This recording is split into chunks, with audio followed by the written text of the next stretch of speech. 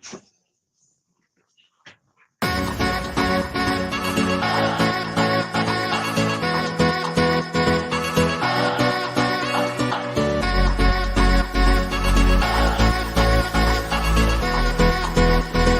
worst possible thing you could say when you walk into a car dealership. I spent 5 years with Mercedes-Benz, 5 with General Motors, and the worst thing a person could say when they walk in is, if you could just get me to this payment, we got a deal. So your loan's probably still like 19, which means you got to pay to get out. You're upside down. It's called negative equity.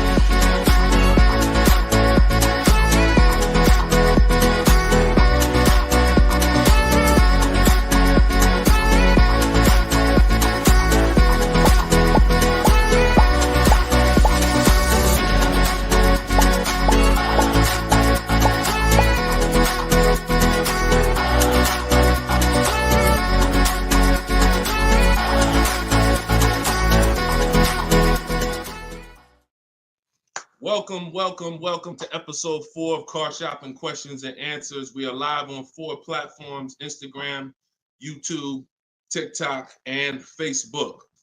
Okay, we already got people asking questions on TikTok. As you come in, we do these shows at 12. Hold on, I want to give my camera time to focus because I'm doing a lot of moving. We do these live shows, it'll focus in 1 second, at 12 p.m. and 3 p.m. Eastern time. Hold on, I'm out of focus. There we go. 12 p.m. and 3 p.m. Eastern time. Now, we broadcast these shows throughout the day because a lot of people can't make the live broadcast. You want to tell your friends about it. If this is your first time with us, you've never been on a live with us before. Oh, wait, hold on. They're saying that hold on, can't hear. No sound. All right, hold on. Let's see. How about that? We're good on TikTok? Let me make sure we're good here on, give me a clear if we're clear on Facebook now. Give me a clear. We always got to do the housekeeping, y'all, and I need your help.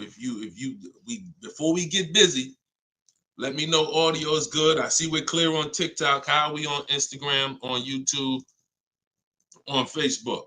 All right, perfect. I see the thumbs up just came through. Okay, so this is episode 4. We do these live shows 12 p.m. Eastern time and 3 p.m. Eastern time. So you'll see the broadcast throughout the day, but if you want to actually be live with us, then you want to join us on any of the 4 platforms at one of those 2 times: Monday, Tuesday, Thursday, and Friday. So we are live. My name is Deshone the Auto Advisor. I am the author of the digital book, Cars from Home, 7 Steps to Saving Time, Money, and Avoiding Dealerships. You can get your copy for 75% off during the show over the next 30 minutes in my TikTok bio and my Instagram bio. Or I'm going to put the banner up here. You can go to deshonesbook.com. We have a link in the comment. We have a comment link in the comment section. So I want you to start typing your questions. We get very, very busy. Have your notes ready. Be ready to unlearn what you've learned about cars, because we get below market deals, and that should be your only mission when you are car shopping, is to get below market deals. All right. Now, one thing that I want to discuss. Okay, matter of fact, let's go. Go ahead, throw that up. Let's go to Frankie's question. So this is from TikTok. Can you please give me the percentage breakdown on leases again? Okay. The 1% rule has been around since probably before I ever even got into the car business. The 1% rule says that if your lease payment is 1% of the MSRP, or less, you stole the car. No down payment. So I had a 2018 Jeep Grand Cherokee. It was a $35,000 vehicle. My lease payment was $330 a month. That was under 1%. That's how we indicate that. Now, how we're doing the math is we are taking the MSRP, taking the monthly payment rather, and dividing it into the MSRP. For example, $330, which was my payment, into the MSRP, which was 35,000, and then that gives us 0.009%.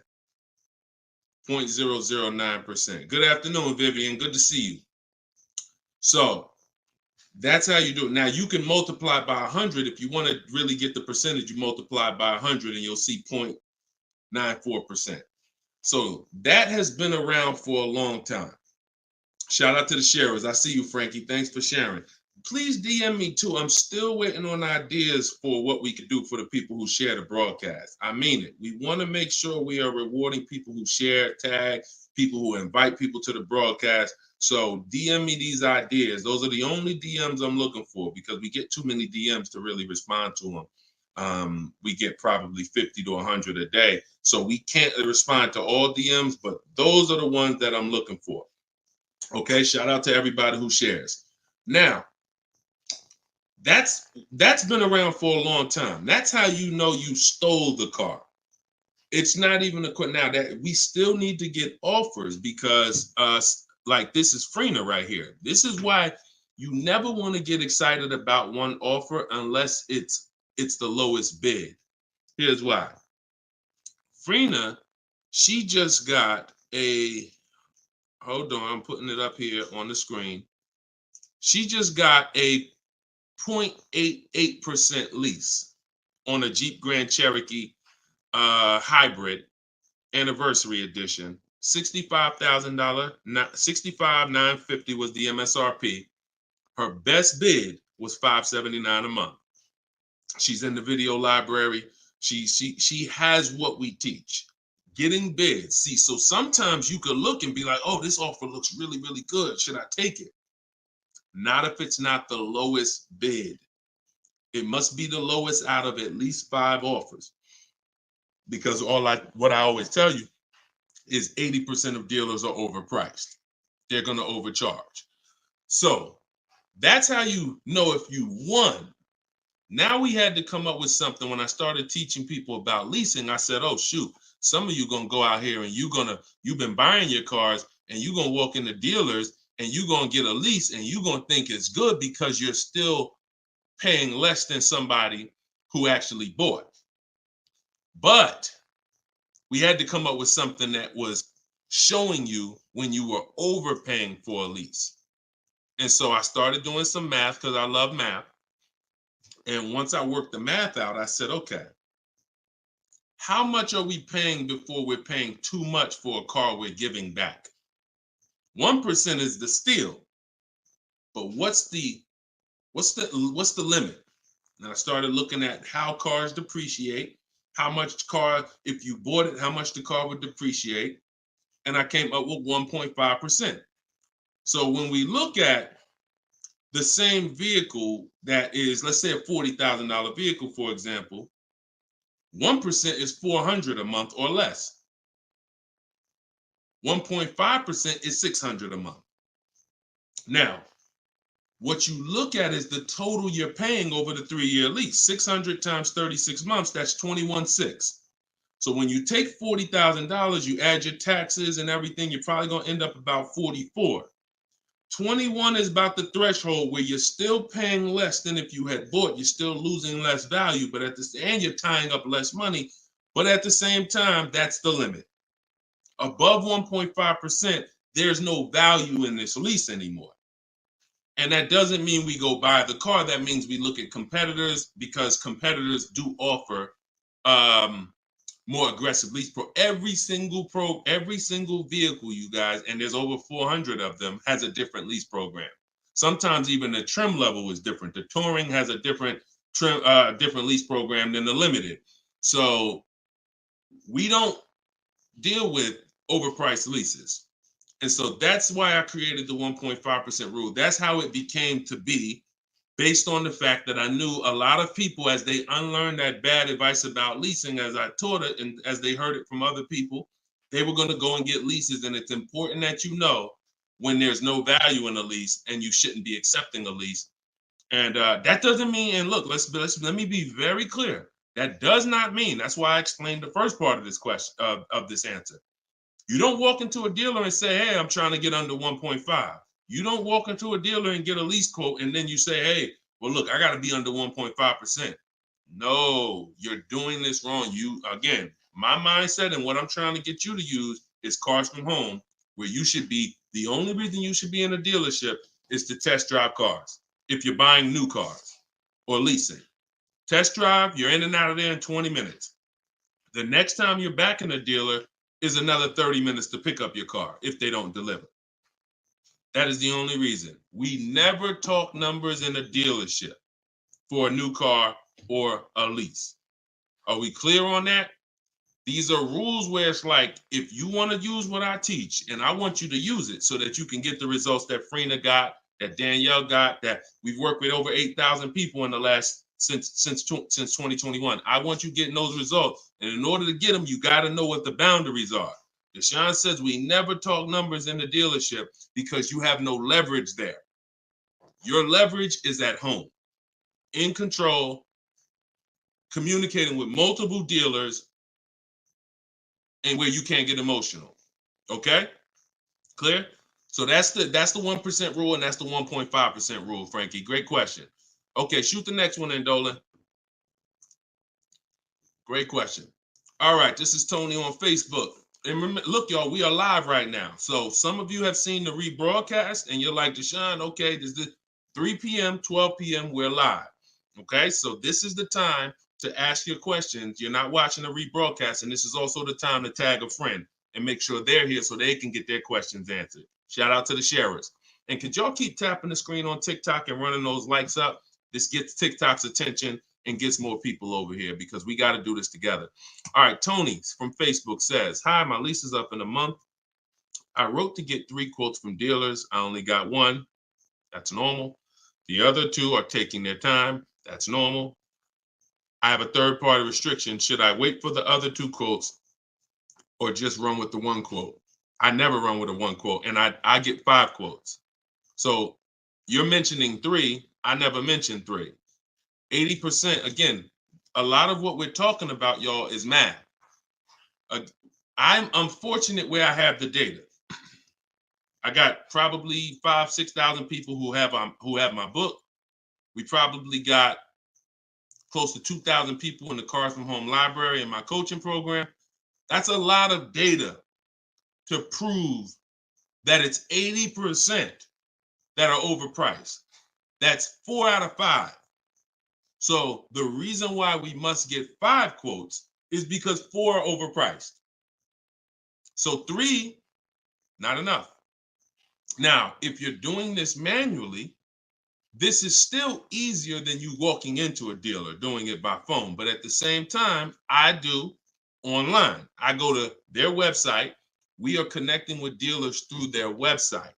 You don't want to do this with third-party websites that say, hey, we could connect you with multiple dealers. You don't want that because now they're trying to sell your information to the dealers, and this is not what you want to do. You want to create a Gmail account specifically for shopping. We go to 25 dealers' websites. In my book, I link you to all the dealers so that you can just put in the zip code and then it'll pull up all the dealers around you for every brand. But you can do this yourself. You can go there and you can actually you go to each dealer's websites. We do a copy and paste message. I have a template that I use that the people who follow my stuff use. And the template tells, you need to tell them exactly what you want and what you're open to. Colors wise, this is why we build our car. We always build our car, go to the website, build the car, because we tell them exactly what we want and what we're open to. This takes us 20 minutes to contact 25 dealers online, copy and paste. We're telling them what we're looking for. Hey, these are the colors I'm open to, blue, black, or silver. These are the trim levels I'm open to, limited or touring. We're telling them this is these are the package, these are my must-haves. I need the big sunroof. All of that has to go in to it's not that you're not car shopping online. You're just now you're car shopping against people who their job is to make money. And so if you don't have what I'm telling you I've responded to hundreds of internet requests when I work for the dealers. If you're here for the first time, type a 1. If this is your first time ever being on a broadcast with us, type a 1. I want you to know a little something about me. I was inside car dealers for 14 years, responding to these quotes. So the reason why I'm giving you the exact strategies is because I know there's so many things that you're not trained to give the dealership that they need. They can't give you a quote without it. They can't shop correctly, without it. Okay, shout out to the first time people. Could everybody type welcome to the first time people? If you've been on here before, type welcome to the first time people. Now, once you give them that information, you're copy and pasting that. Copy, paste, copy, paste, copy, paste. You're doing that with 25 dealers. And then that creates the conversation to see where the dealers are actually coming, where the deals are coming from. But you need to see who has a car first. You need to see who has a car first. So, oh, you're talking about selling the lease. Okay, you're earlier in the process. Understood, Tony. Okay, perfect. No, just talk to another used car manager. And, you want to have conversations because one, your car is worth different things to different people. You need at least 3 for that. You're on point. Yes, 3 quotes for your lease buyout. For your old car from 3 different used car managers. And if the 2 are not getting back to you, then just move on to other ones. But be aware, you should be using those values you got online from the online buyers to see if you have equity, because not everyone has equity. The whole purpose of the equity assessment is to make sure you're not leaving any money on the table. That's the purpose. But there's no guarantee. Many people have turned their leases in not knowing that they should have done an equity assessment, and then the dealership sitting on $2,000, $3,000, $4,000, $5,000, $6,000 that they didn't know about. That's what we want to prevent. So if you do those offers and you see you have $3,000, $4,000 in equity, now that's when you bring it here. If you do those offers and you're at a break even or $1,000, then that's not always worth it, because those used car managers are not going to match the highest offer. So be aware of that. But if you have equity there, then yeah, 3 used car managers, that's how you make a move. Okay? Fight for your money. This is your money. If you end up making $1,500 out the deal even, and it took you 2 hours, where do you make $750 an hour at? $750 an hour. So this is your money. And if you don't fight for your money, someone else will definitely cash the check. All right? Tyler said, send the next one in. Tyler said, F&I director here in Houston of 2 large stores. Your content is great. I appreciate you, Tyler. This is the 20% right here. See, the 20% can always admit when we're doing something to help the market. The 80% will come on here and be like, oh man, this guy couldn't make it in the car business. Now he's teaching. All right, go ahead. Shoot the next one up, Dolan. This one's from Facebook. What's up, John? Instagram, y'all not typing enough questions. And Instagram, just so you know, the easiest platform to share on is Instagram, because you hit that little arrow, it looks like a paper plane, and it'll let you go down your Instagram friend list and send this broadcast out to probably 10, 15, 20 people. Okay? Don't cheat your friends. All right? Shout out to the sharers. John from Facebook says, is it hard to purchase with a charge-off on credit 3 years old? So everyone who has credit issues should be following Shonda Martin. She's on all the platforms, Road to 750 plus. And you should be working on getting your credit to the point where you can qualify for the best programs. And you don't need an 800 credit score to qualify for the best programs. You usually need close to 680, 690 will usually qualify you for most tier 1 leases. Now there are some cars that have super tier where you tier A1 plus, but that's not most leases. That's not your standard everyday cars that most of us are leasing or buying. So the question is, the answer is, if you don't need a car, then you should be working on your credit. If you need a car, then there's nothing you can do. You need to make a move. And so I recommend a company like Limbuzz. We're always going to give the dealer a chance to match or beat our offer. So whoever we end up buying our car from, some of you have been taught never let the dealer participate. That's costing you money because the dealer has 7, 10, 12 banks on their end. Now, if they're trying to beat and earn your business, now that's a winning position. See, check this out. When you have a finance manager who's saying this about you, what's the highest interest rate you think they'll pay? What's the highest payment you think they'll pay? That's a bad position to be in. That only happens when you have no leverage, you haven't shopped, you haven't come in with an offer, and now they're trying to see the highest interest rate that you'll pay. We're not doing that. You're doing it our way, which is we're going to have we don't let anyone touch our credit until after we find our car. Now, once we find our car, get our best deal through a bidding system, now we're going to take that purchase agreement, that's a receipt. Yep, I see the questions coming in on Instagram. We got you. Hold on, Atlantis. Once you see the long form receipt, now you take this home, and this is when you're going to contact your bank, your credit union, the online lenders. You're going to go online lenders, online banks, online credit unions. You're going to let all these people have a shot at your business.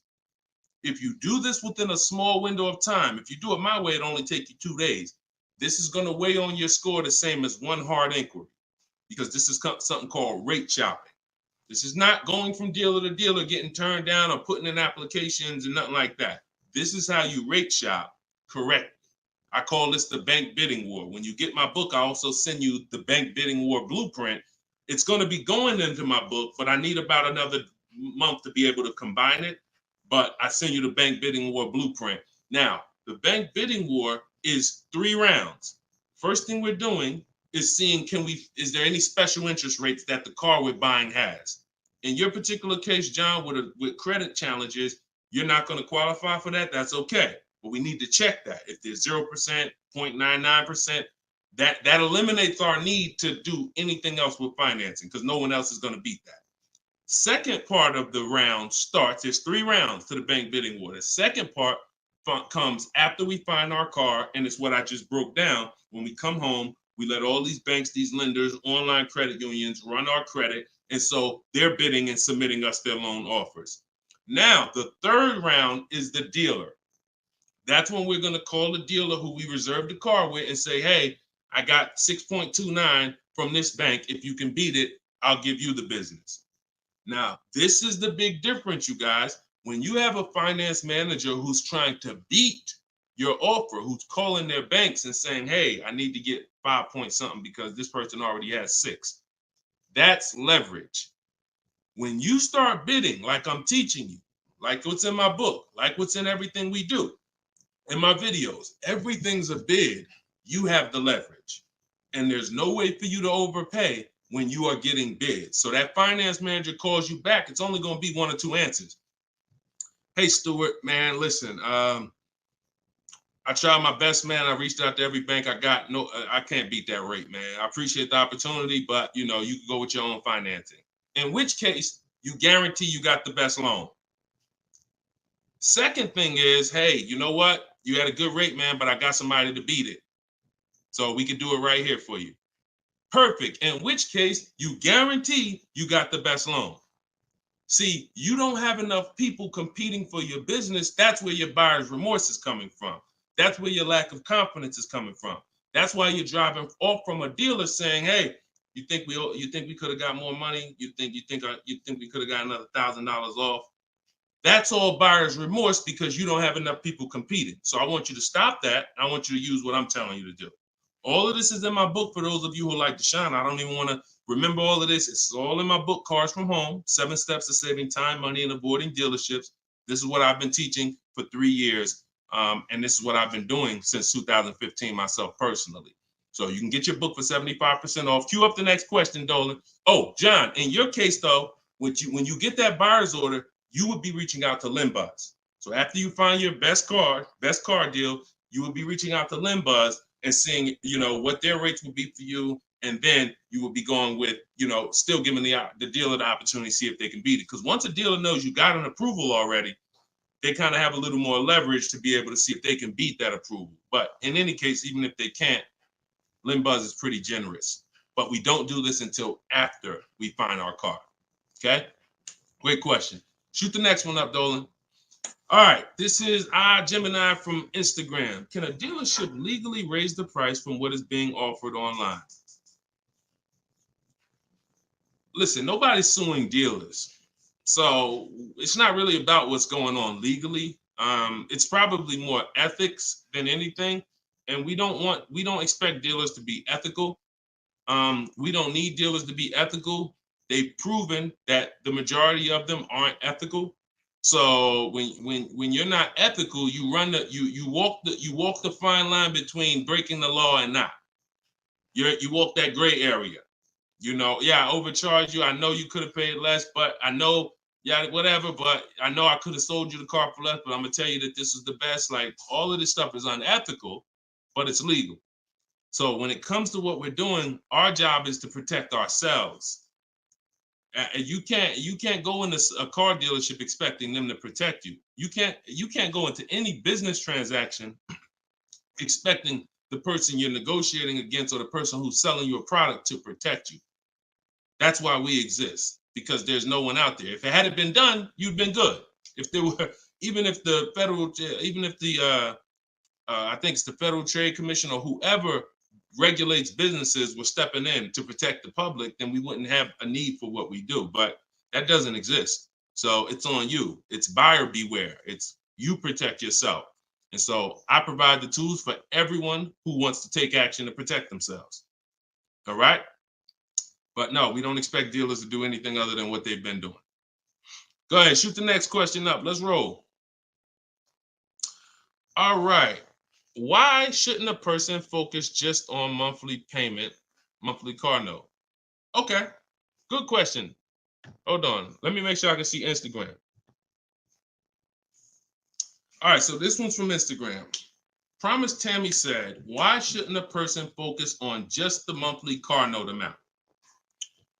So if we did a little math and you go, all right, if you walk into a dealer and you're looking at a $40,000 car and you say to the dealer, how much does that car cost a month?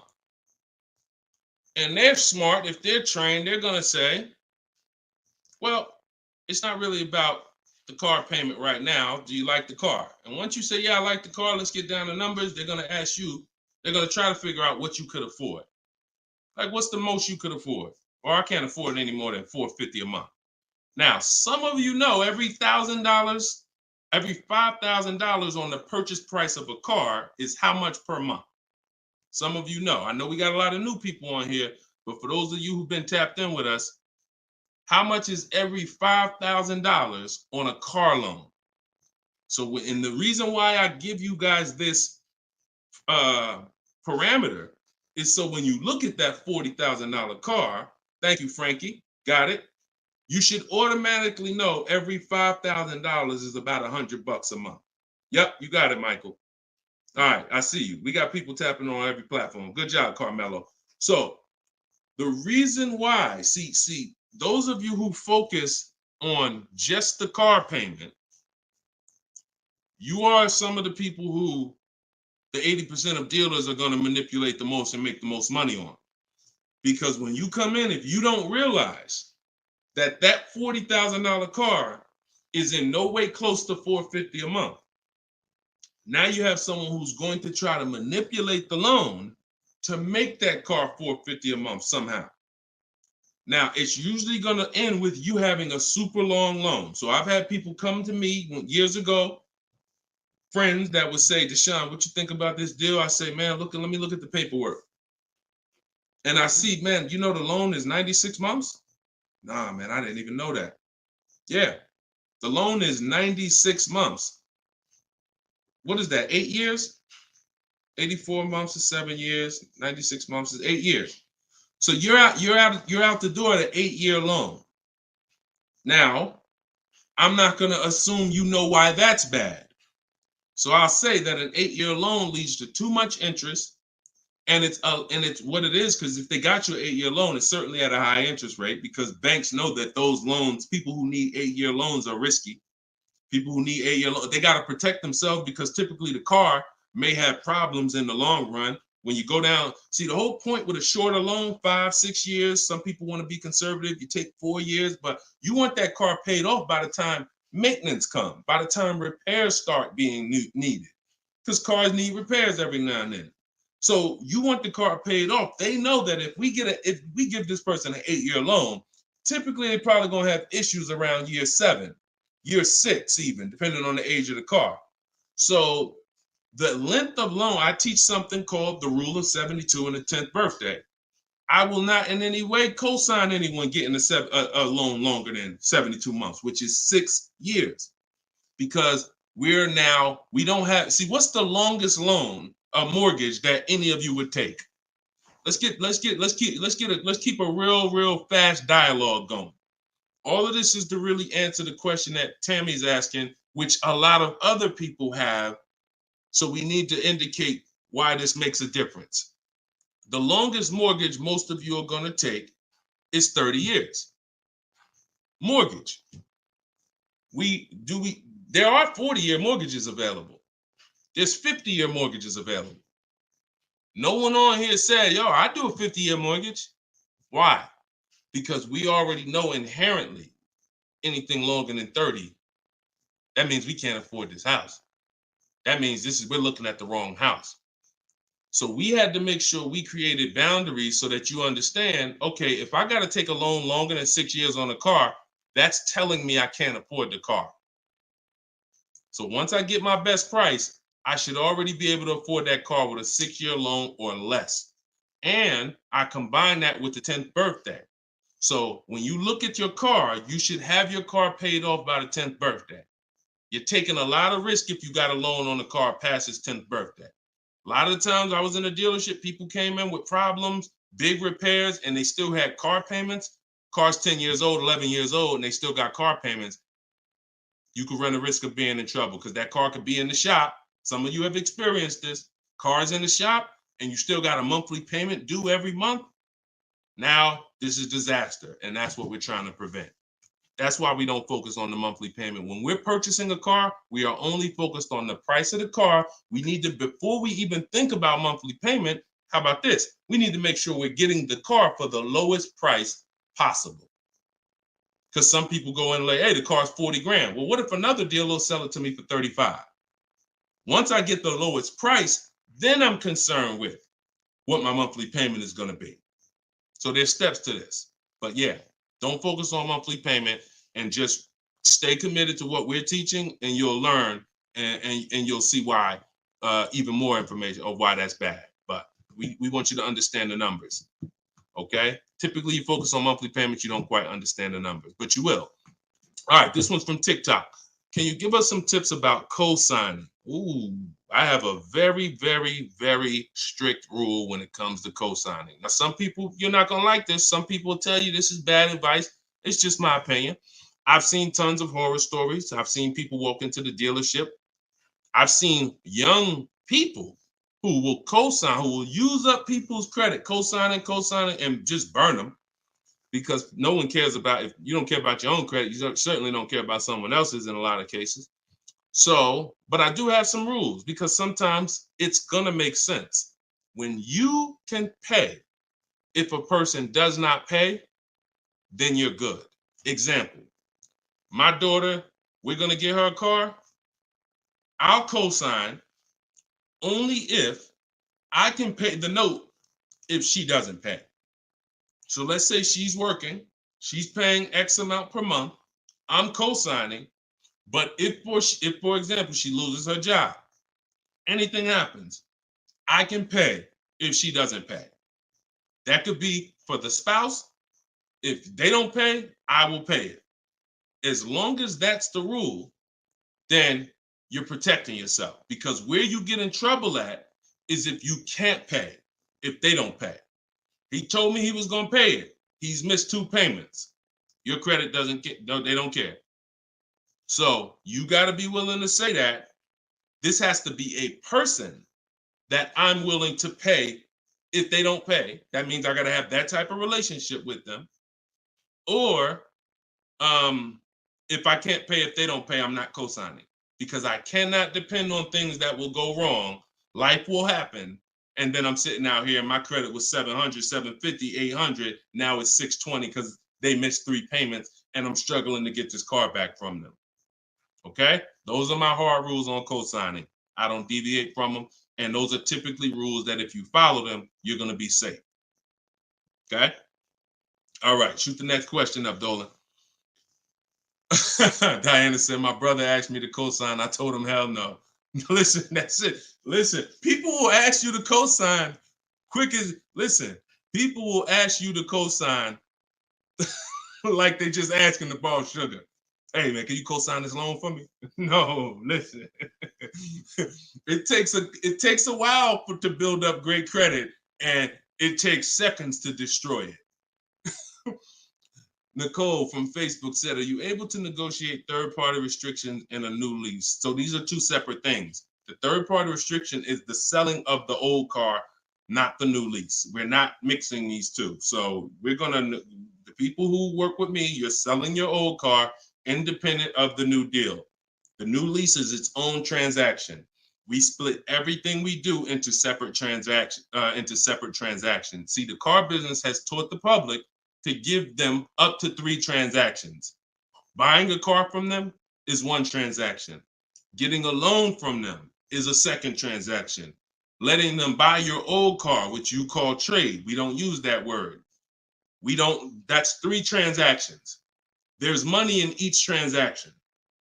There's money in each. That's why there's companies that only want to give you loans. They don't sell cars. There's money in loans. There's companies that only want to buy your car. They don't care about selling your car right now. There's money in buying cars. So you need to separate these transactions if you want to maximize each. There's no way for you to save the most money without maximizing and looking at each part of your deal as its own separate transaction. So if I have a third-party restriction, I'm doing the equity assessment. A third-party restriction is, some of you have leases.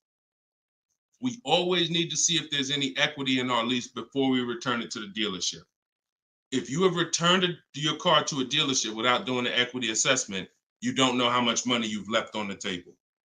Because if there's $2,000 or $3,000 of equity in your car, the dealer's keeping that, and that's their money. So, or the bank's keeping it when they sell it, that's their money. It's probably the dealer will find a way to buy it, and it's their money. So when we look at an equity assessment, we're going to do it at all times. Now, there's no guarantee we have equity, but we want to guarantee we're not leaving equity on the table. And so a third-party restriction doesn't mean you can't sell a lease. Who didn't know you could sell a lease? Type a question mark.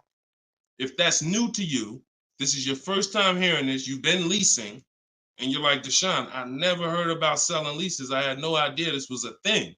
Type a question mark if this is your first time hearing that you could sell a lease. Okay. Fish Guy Rodney. Okay. See, so more information is coming out. Okay. Fairy Godmother. Okay. Emil.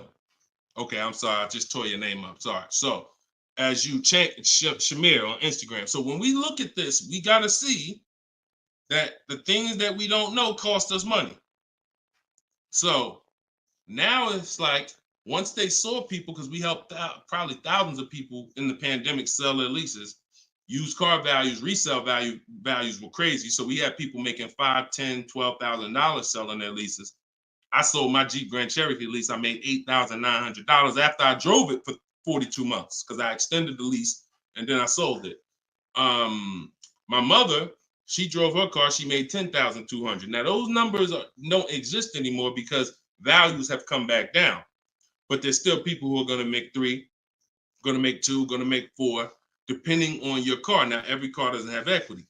But when it comes to the third-party restriction, they don't say you can't sell. They limit who you can sell to. You must sell to a local used car dealer. To a local dealer of the same brand. So if you have an Audi, you must sell to an Audi dealer. we are still going to get bids. We're going to get at least 3 bids from used car managers at Audi dealers, because your car is not worth the same thing to every dealership. Your car may be worth 19 to this dealer, 19.8 to this dealer, 21 to this dealer, which is why we must get bids. Y'all gonna hear me say that word. Your favorite word, if you stick around and you use what I'm teaching, when you start mastering my strategies, your favorite words are gonna be bids, multiple offers, because that's how we save all the money. So okay, so that has to be handled, Nicole, separately. The selling of your car, the who I'm gonna sell that car to, you find that person first. Then you go shop for your replacement car. And then once you go sign that deal, you sell the car, you do it the same day, and you maximize both transactions. Okay? And all of this, guys, shouldn't take you any more than 90 minutes. This is not something that's going to take you hours. See, my whole thing is to show you how to get great deals in 60, 90 minutes from home. That's why my book is called Cars from Home: 7 Steps to Saving Time, Money, and Avoiding Dealerships. You can all get a copy for 75% off for the next 30 minutes. Just go to my TikTok bio. You won't leave the broadcast. Grab your copy before that timer hits 0. The price goes back up to $97. Or you can go to my Instagram bio, or click it if you're on Facebook or YouTube. Go to the comment section and you'll see a link to deshonsbook.com and grab your copy for 75% off before the timer expires. All right, go ahead, Dolan. Shoot the next question out. Should I feel bad if I get 1.3? I'd only feel bad if I got 1.3 and if it was my only offer. If it was my only offer, or if I only got 2 offers, then yes, because I'm going to tell you why. I'm going to show you something.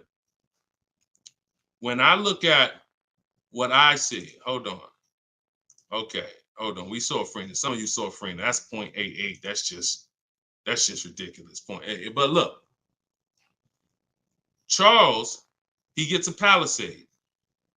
He's paying $48,000 vehicle. His best offer was $597 a month, 1.23. Now look at and sometimes people who are getting phenomenal, who are looking at cars that are super, super popular, they'll go a little further, and he reached out to 35 dealers. Now I want you to pay attention. Some of you, the average person only shops 2 dealers. My strategy is I teach 25 to 5. But once you see my copy and paste system, which is in my book, I have a copy and paste system where we're on their website. You'll see that I could talk to another 10 dealers. It only take me 10 minutes to open up contact with another 10 dealers. We always use a separate email. Do not contact dealers from your personal email. I'm warning y'all.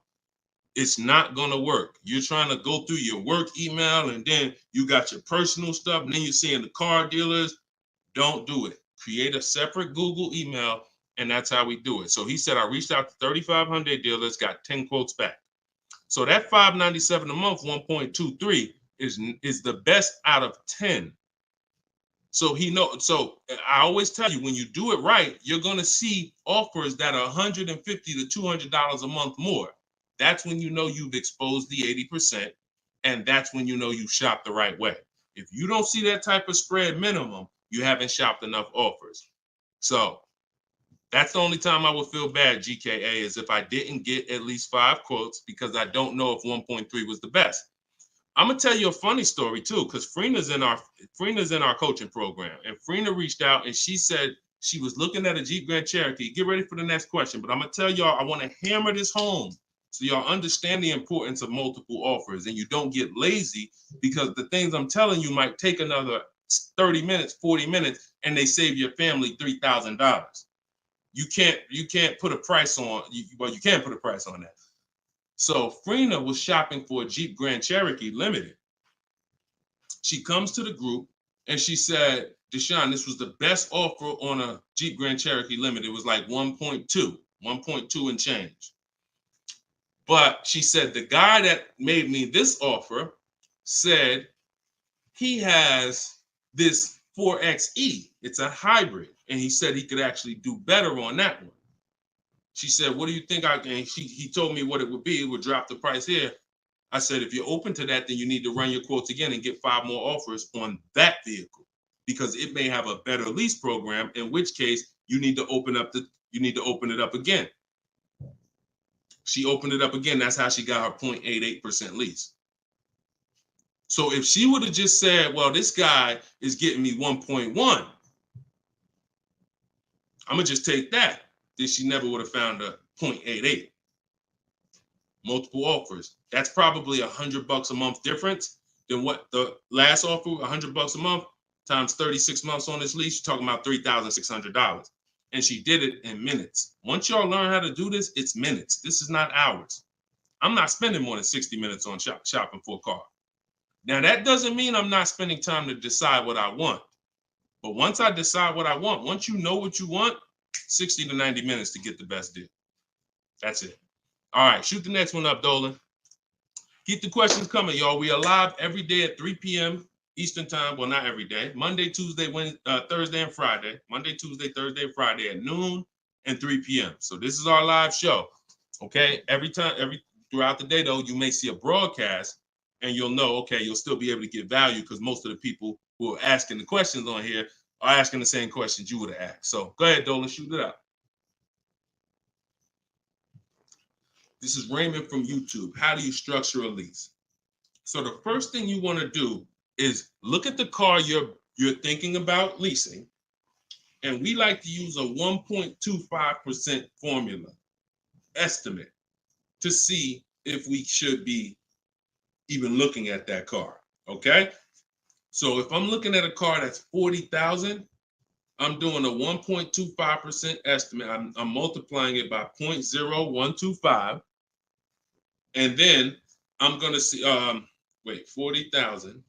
I'm multiplying that by 0.0125, and that comes out to 500. So that's going to tell me if I'm looking to be at 300, that's not the car that I'm going to be looking for in most cases. Now, we don't know if the best deal is going to be 1.25, but we're trying to estimate based on a bad deal is above 1.5. Anything above 1.5, we're overpaying for our lease. No money down. Money down comes later. Now, a steal is 1.1%. So I teach something in my book. It's called 1% is the steal.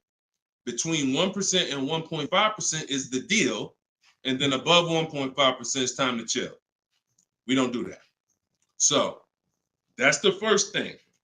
Now, once we move past that, now it's time to choose our mileage.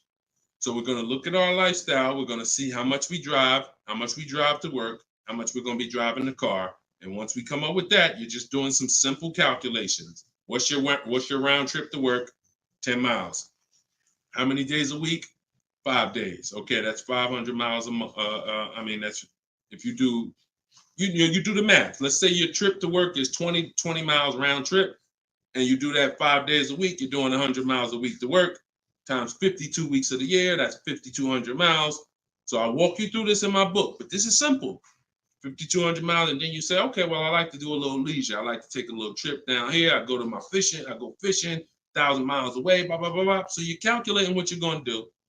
The easiest way to do it is to look at your old car and see what you've done. But if you don't have an old car, this is how you calculate it. You come up with, all right, I only need about 9,000 miles a year. Perfect. All of our leases, we shop our offers with 12,000 miles a year. That's your average miles. That's what we want to base our formula from. So whenever we reach out to a dealer, we do this online. As I said, everything we do is online. Once we do this, we're shopping multiple dealers, and we're telling them, work us up a lease quote. First month's payment, total out of pocket.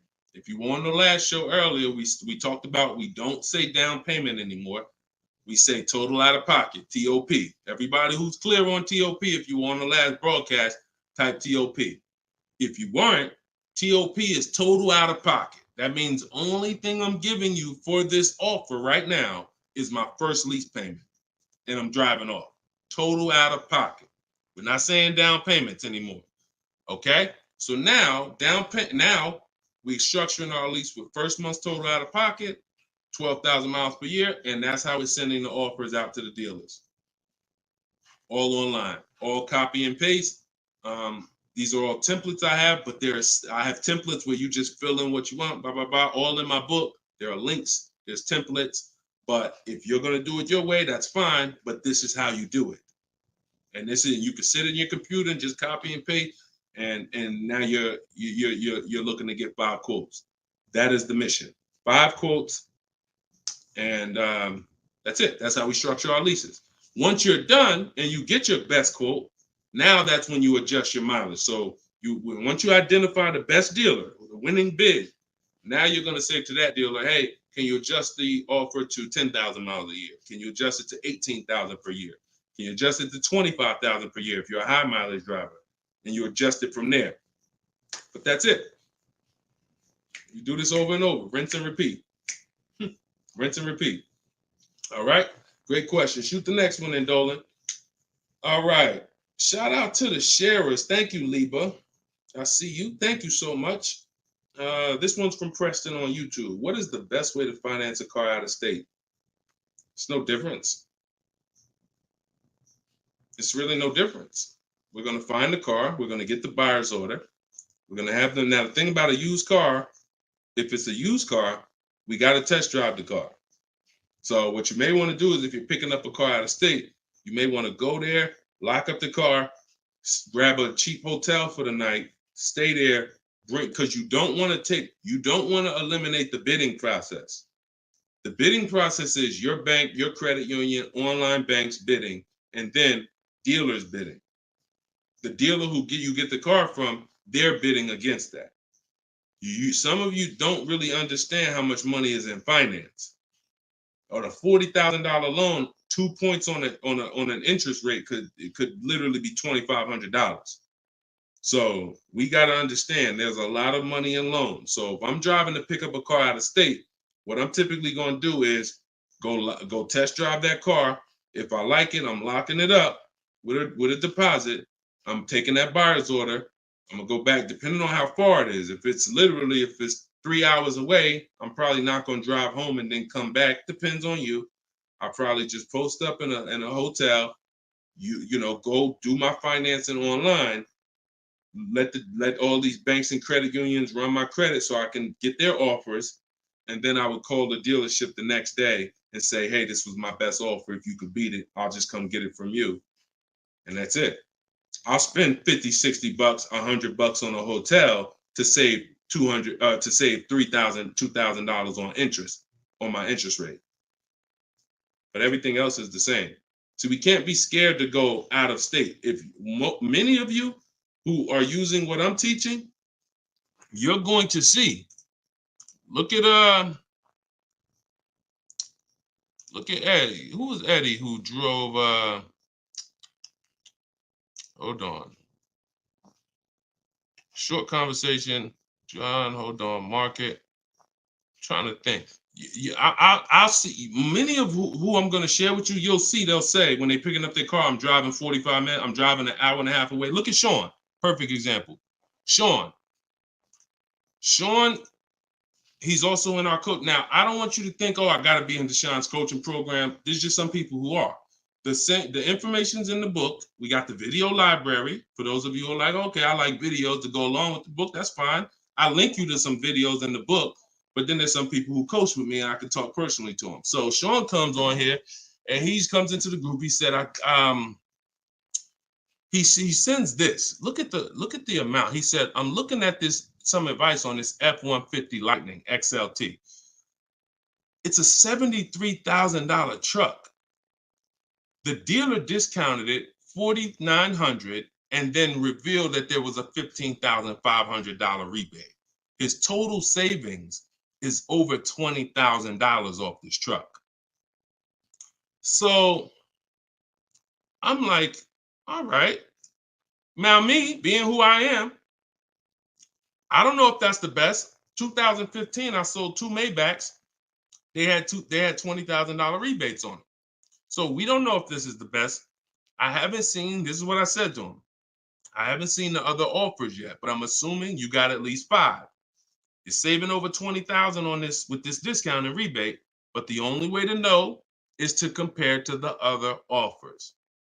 See, I'm not going to get excited about this deal until he tells me what I'm about to read to you. That's when we get excited. He said, guess I could have put a little more info on here. Yes, I got about 15 quotes. You see the difference? This is what I want you to get.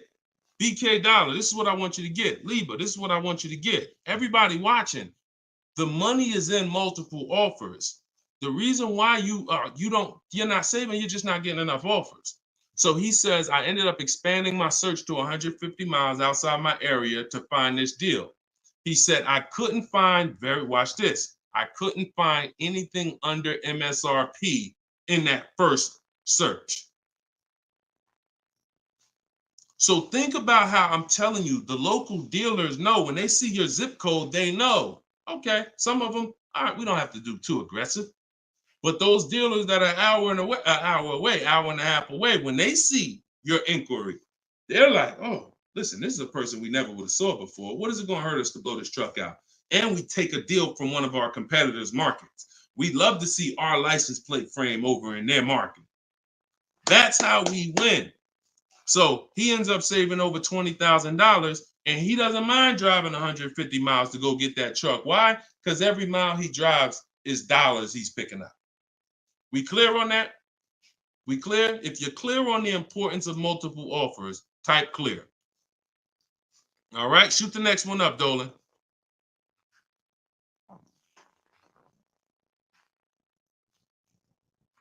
Okay, this one's from Instagram. Atlanta's Black Gabriel, or Gabrielle. I think it's Gabriel, my fault. So, in the market for a new Chevy or used Chevy Malibu, what's the best route, leasing or financing? How many years are you keeping the car? If the answer is 8, then you should be buying. If it's at least 8, see, I teach something. My book is called Cars from Home, 7 Steps to Save Time, Money, and Avoid Dealerships. Everything I do, when you go, the video library that we have, your best deal in 7 days, 7 steps. These are not going to change. The first step is the foundation to your deal. The first step is the foundation to your deal, which is lease or buy. Because you cannot get a good deal if you bought when you should have leased. It's impossible.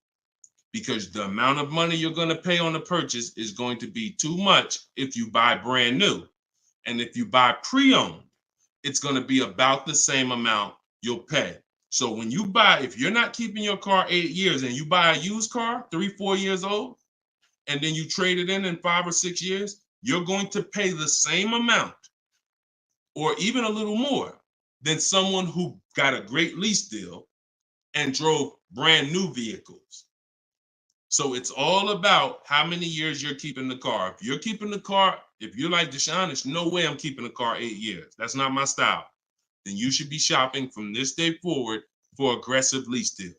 Now, once you find a car that you love, or if your spouse says, you know what, I don't switch cars like that. I keep a car 8, 10, 12 years. Then we purchase for them. We're going to purchase.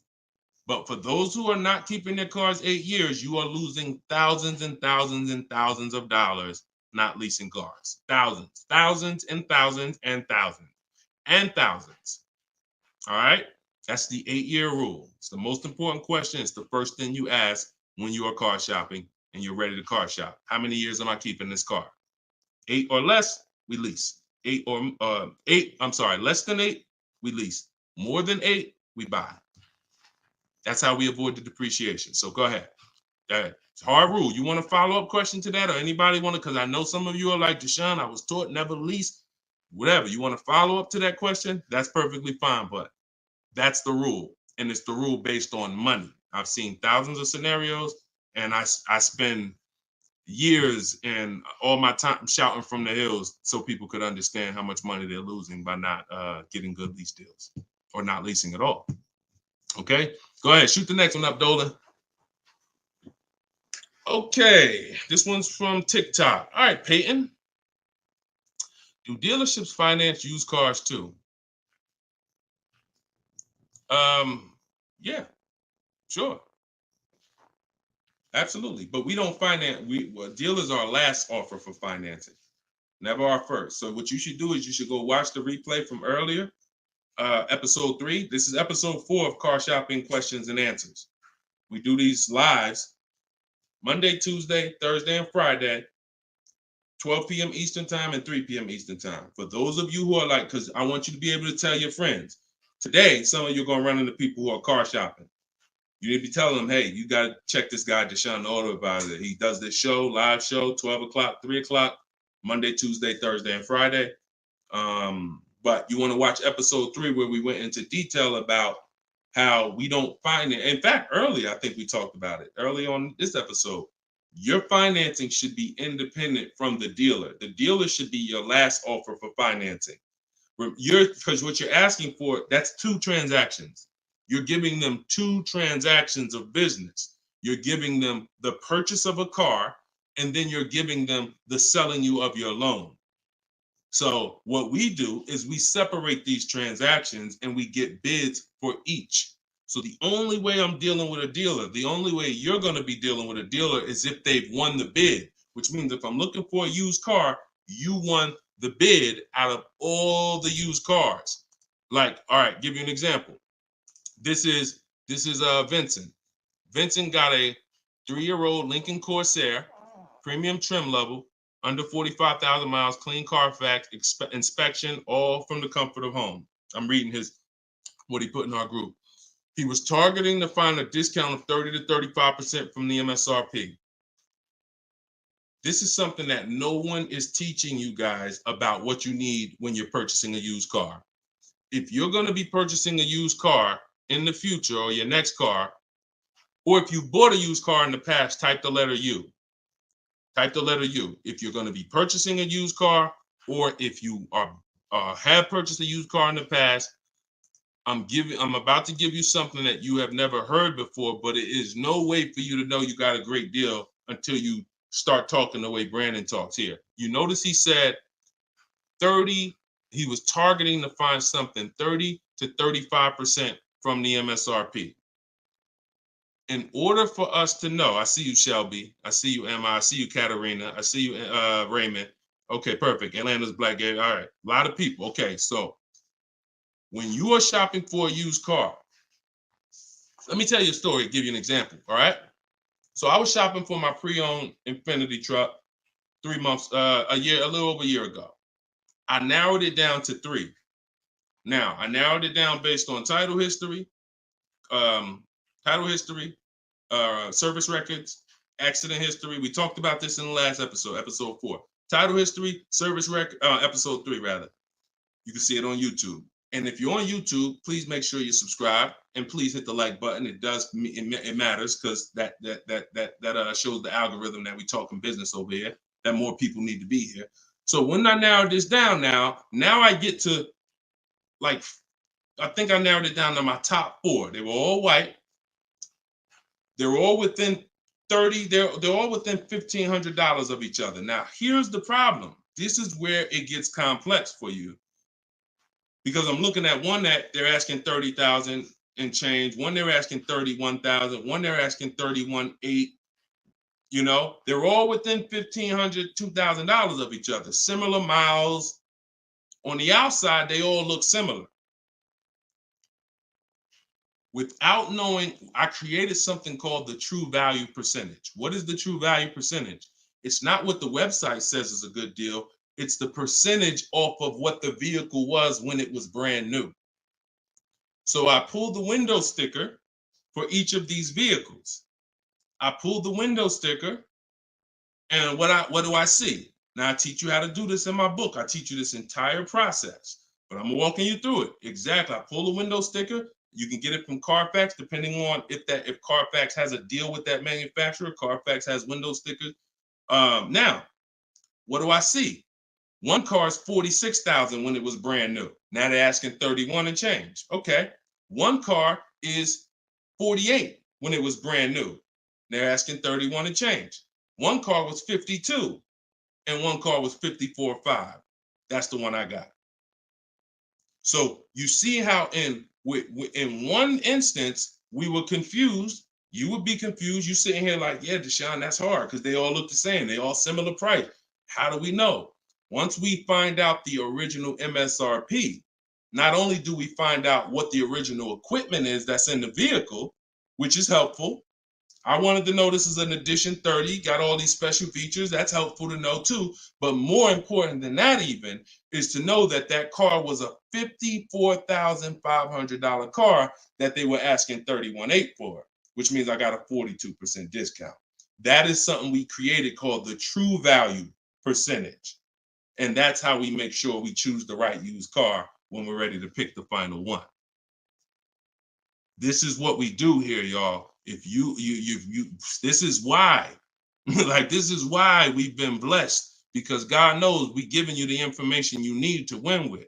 So all of this is in my new book, Cars from Home, 7 Steps to Saving Time, Money, and Avoiding Dealerships. If you want it all in one place, you can watch the show. You can watch my free social media videos. I got hundreds of them. Or you can say, Deshone, I'm going to get this it's 75% off in my TikTok bio. It's normally $97, but you can get yours for 75% off. And you can get it in my Instagram bio, or if you're on Facebook or YouTube, click the comment section and click that button that says Deshone's book and get you 75% off for 30 minutes. After 30 minutes, price goes back to $97. So, all right, but that's the true value percentage. And that these are the things that we never buy a used car ever without looking at the true value percentage. So when you saw what he said when he bought that Lincoln, as he was targeting to get something 30 to 35% off MSRP, and he ended up getting one for 43%. So that's what you need to know. Go ahead, shoot the next one up, Dolan. Great questions today. All right, Raymond on YouTube. Does it make sense to buy an existing lease? So when you're buying a lease, all you're doing is buying a used car. That's how you got to look at it. It's a used car. It's just, it may be your car. If you're buying your lease out, it's a very different. See, what I see most times is people want to buy their lease because they don't know how to shop. Because there's deals out here. We've been making deals since the pandemic. I started our video library. We started that in 2021, November. Middle of the pandemic, when people were paying ridiculous prices over with some, the 80%, they were cashing the biggest check they've ever cashed in their lives. Like in their lives, they were like, and we were getting deals all since then. Felicia came in. She was our first person in our program who got a BMW. She saved $1,950 January 2022. And so we when you get bids, you reveal. That's why we don't pay attention to nothing out there. I don't care what anyone says, what any dealer says does not matter to me. That does not matter, because I know that if we got deals all through the pandemic, oh, forget it. That's why this market, we're killing it even more. So, you know, if you're buying your lease because you're keeping it another 8 years, you say, man, Deshone, I used to lease, but you know what? I really want to buy something that I could keep for 8, 9, 10 years. Then sure, buy the lease.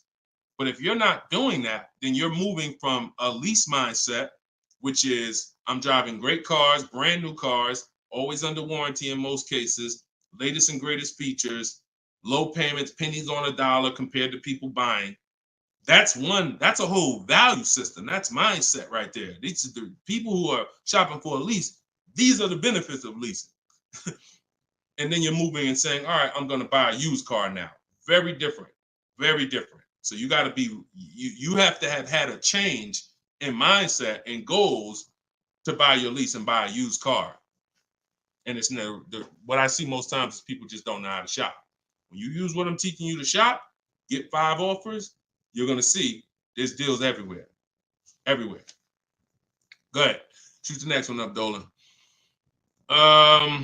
You can't pay me to negotiate your lease because I do this in 90 minutes and I'm teaching you to fish. You know, I've had people who used to buy cars from me. Hold on, keep that question up from Nicole, but I saw this person on TikTok. I'm not in the business I'm in the business of teaching people how to fish. So, you know, because what happens is you're building a trust in something. Like if you're not willing to learn what it takes to do this in 90 minutes from home, like I'm teaching you, then you are the same type of person. That same mindset will lead you to go into dealers because you're just lazy and scared. Now, I'm not saying that's you. I'm warning you to not let that be you. I'm warning you you can't pay me enough. I'm not in that business. I'm in the business of helping people all around the country. It don't matter what you pay. Of course I don't think you would ever, You even asked me to work for free. I'm telling you though, that's not the business I'm in, because we can help thousands of people all around the country. But you're not realizing that your transaction is a 5-figure transaction. There's nothing else in this world that you're going to give that type of control. If you were going to start a business and it was going to take a $30,000 decision, $30,000 of your money, would you ever be looking and saying, oh, could you do this for me? You see, we do things with cars because we've been programmed to do them with cars. Car dealers have made you so scared that you've been programmed to do something, but you never do it with anything else. You never do it with a house. You wouldn't say, hey, I'll pay you to get my house for me. I'll pay you to, start this business for me. No, it's only cars. So when you realize that this stuff is easy, that old way of going into dealers and going back and forth, see, you're thinking of the old way. You're thinking, oh, I need somebody to tag along with me. Yeah, I got Deshone sitting over there next to me. I wouldn't be there because I'm at home. Where you see me at, where you see me at is exactly where I got my Infinity truck. I just told you about the deal. Where you see me at is exactly where I get my cars from. I sit right here, and all the people who got my Cars from Home book, who are in the Cars from Home video library, they're all right here. Some of them in the airport buying cars. Some of them at their desk at work making deals on cars. Nobody who's learning from me is in a dealership making deals on cars. So that's the old way. And if you think that you got to unlearn that or you can't win with me, you got to scrap that. I know it's painful. I know it sucks. I know it makes you feel like you're a loser. But that's why I'm telling you, scrap that joint and do it my way. And when you do it my way, you're going to be like, oh, shoot, man, how the heck wasn't I shopping like this years ago? All right. So now Nicole on Facebook. Do you shop or negotiate differently for a car that is low in inventory or shortage? No. Now, the only difference is, let's say, and this is the reason why we connect with 25 dealers. See, in my book, I said we use the 25 to 5. We got to connect with 25 dealers. This takes us 20 minutes because we're using a copy and paste system. So if you're going to all of these Chevrolet websites and copy and pasting in their contact box, copy and paste, copy and paste, copy and paste. Now, what you're doing is you're shopping out of all those dealers' inventories. So if you only do this with 4 dealers, then you only see one dealer who has a car. And they're like, oh, well, we it doesn't seem like it's a lot of these cars out here. That's why we're connecting with 25. You saw Sean, he connected with 35. And so when we connect with these dealers, we're not just doing it to get bids. That's one reason. But we also know out of all these 25 dealers, probably 10 of them have a car that matches what I would want. And then I'm going to give 5 to 7 offers. So now let's just say we're at a mid period where the 2024s are sold out and the 2025 hasn't come in yet. Now what's going to happen is all of those dealers out of the 25, maybe 2 of them have a car, and they're going to tell you, you know what, you really need to order it. That's not because it's a low inventory. That's because you're usually in between model years, and the old one has sold out, and the new ones, they're waiting for it to come in. But it doesn't change the way we shop. And sometimes we will order. If I'm purchasing, I'm more likely to order because I'll get bids, and then I'll take the car. But if I'm leasing, we're less likely to order because we don't know what the lease program is going to be. See, I could get a dealer that discounts the car for me $3,000. We had a person in our group, and they were getting a new BMW X4, the X4M, like the performance edition. We had a dealer, their best bid, the dealer was taking off $3,000 off MSRP. So, but the lease program is what we didn't know. And once the car came and they put the lease program on it, we saw that it was over 1.5%. So even at that discount, wow, we saved $3,000. Now, if she was purchasing it, that's a win. $3,000 off, beat everybody else. So I don't mind ordering if I'm purchasing. But on a lease, I'm less likely to order because I don't know what the lease program is going to be until the car gets here. Okay, but yeah, that the process doesn't change. It just we have little caveats based on on low inventory. Okay, process is the same. Nothing changes our 7-step process. Nothing. All right, go ahead, Dolan. Shoot the next one up. All right, great questions today. We got Jermaine, Facebook. So how do you transition out of a finance into a lease? Instagram, y'all not asking a lot of questions to. All right, hold on. Get blooming chosen one.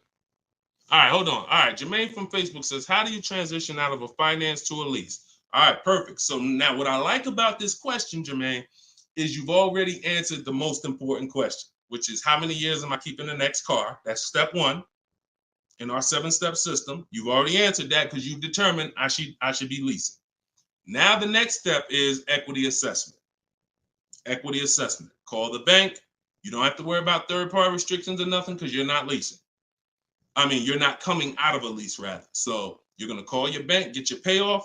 You're going to take 20 minutes, go on CarMax, Driveway, Carvana, Kelly's Blue Book Instant Cash Offer, AutoNation Sell My Car, Car Guru Sell My Car. Get those 6 offers. That's going to tell you if you have equity, break even, or if you have negative equity. That's your next step. Don't do anything else until you do that. Okay? See, we always have to account for our current asset before we start moving forward. What happens if he has $3,000 in equity? That means he has $3,000. He could either apply towards his next deal, or he could put that money in his bank account and, maybe he leases the next car with no money out of pocket. So equity assessment always comes, even before we budget, before we plan our mileage, before we do anything, equity assessment is what we do. All right? All right, shoot that next one up. Shoot that one up from Instagram if you got it, Dolan. It might have took you a minute, but because we got it's comments from everywhere, y'all. No matter. Okay, here we go. For your calculator, why doesn't it negotiate to the lowest offer? My calculator is the best. My calculator is the best thing that exists because it takes all the offers you get. By the way, y'all, what she's talking about. And you got to be specific because I do have multiple calculators that I've created in my book, multiple softwares where you plug in stuff and it spits out so one of the calculators that I have is the counter offer calculator. So we never accept a deal until we send a counter. So what we do is we take the counters. We take all the offers we get, we plug them into my calculator. Whether it's a lease or whether it's several types. One is for leasing, one is for cash purchases and financing. Now, when you're financing, you're always getting your deals with tax and everything included, all in. So what it does is it takes all the offers, you plug them in, and then it spits out which one is the best, and it counters everyone based on the best offer. So let's just say a dealer says, I'm going to do a 1.1% lease. And then this dealer says 1.2, this dealer says 1.3, 1.5. It's not countering all the high offers based on their high offers. It's countering all the offers based on the lowest offer.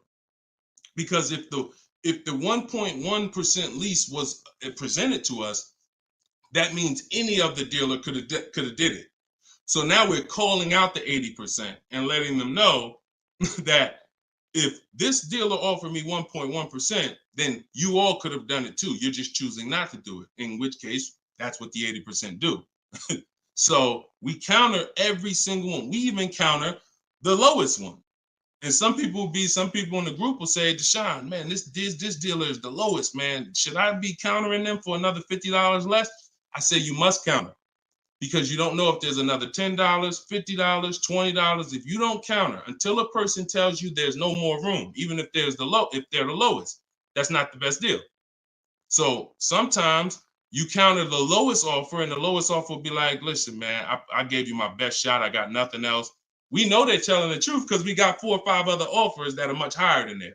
Sometimes they'll be like, listen, I can't do that $50. I'll get you another $10. That's the best I got. We know they're telling the truth because all the other offers are a whole lot higher. So that's the way the counter offer calculator works. It's gold. It's gold. So all right, we had an hour and 19 minutes. We try to keep these broadcasts about an hour and 15. Every now and then we go a little over, but listen, y'all, we are live Monday, Tuesday, Thursday, and Friday 12 p.m. Mark your calendars. 12 p.m. Eastern time, 3 p.m. Eastern time. I'm hoping to, in the next couple of days, have a link in my bios so that people will be able to actually go to our calendar, put a reminder, but you know it. 12 p.m. Eastern time, 3 p.m. Eastern time, Monday, Tuesday, Thursday, and Friday. And this whole broadcast is sponsored by, if you just jumped on, I'm the creator. I'm the author of the book, the digital book, Cars from Home, 7 Steps to Saving Time, Money, and Avoiding Dealerships. You can get it for 75% off. It's normally $97. But if you, as long as you get there before the timer hits 0, you can get it for $24 in my TikTok bio, in my Instagram bio, or you could go to deshonsbook.com in the comment section on YouTube or Facebook. Get your copy for 75% off. I'm also the creator of the Cars from Home video library, and I've coached over probably 1,500 people now since 2021. So we've been doing this. Everything I'm teaching you is proven. And I'm going to tell you, just like I tell my coaching students, when you get my book, see, I don't do questions and answers for my book, y'all. See, there's people who DM me. First of all, I don't even see DMs. The reason why I can't do question and answers because there's no other author that does it. So I make myself available probably more than anybody. But when you buy the book, trust the process. If you don't see me say do it, don't do it. Do everything I say do. I tell everybody, even if they're in my coaching programs, you must trust the process that I'm giving you, and you got to unlearn your old process. Don't even think about your old process. Use my process, and I'll lead you to where you want to be at. Guaranteed. All right, so get your copy. I will see y'all all on the next broadcast. Tell your friends. Welcome to the new followers. Welcome to the new subscribers on YouTube. I appreciate y'all. We'll be back for episode 5. God bless you.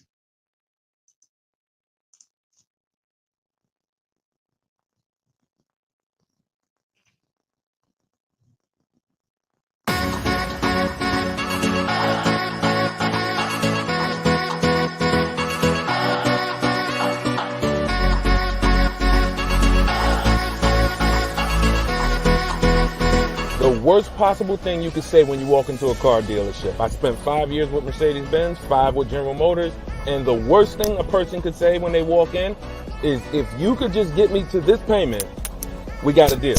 So your loan's probably still like 19, which means you got to pay to get out. You're upside down. It's called negative equity.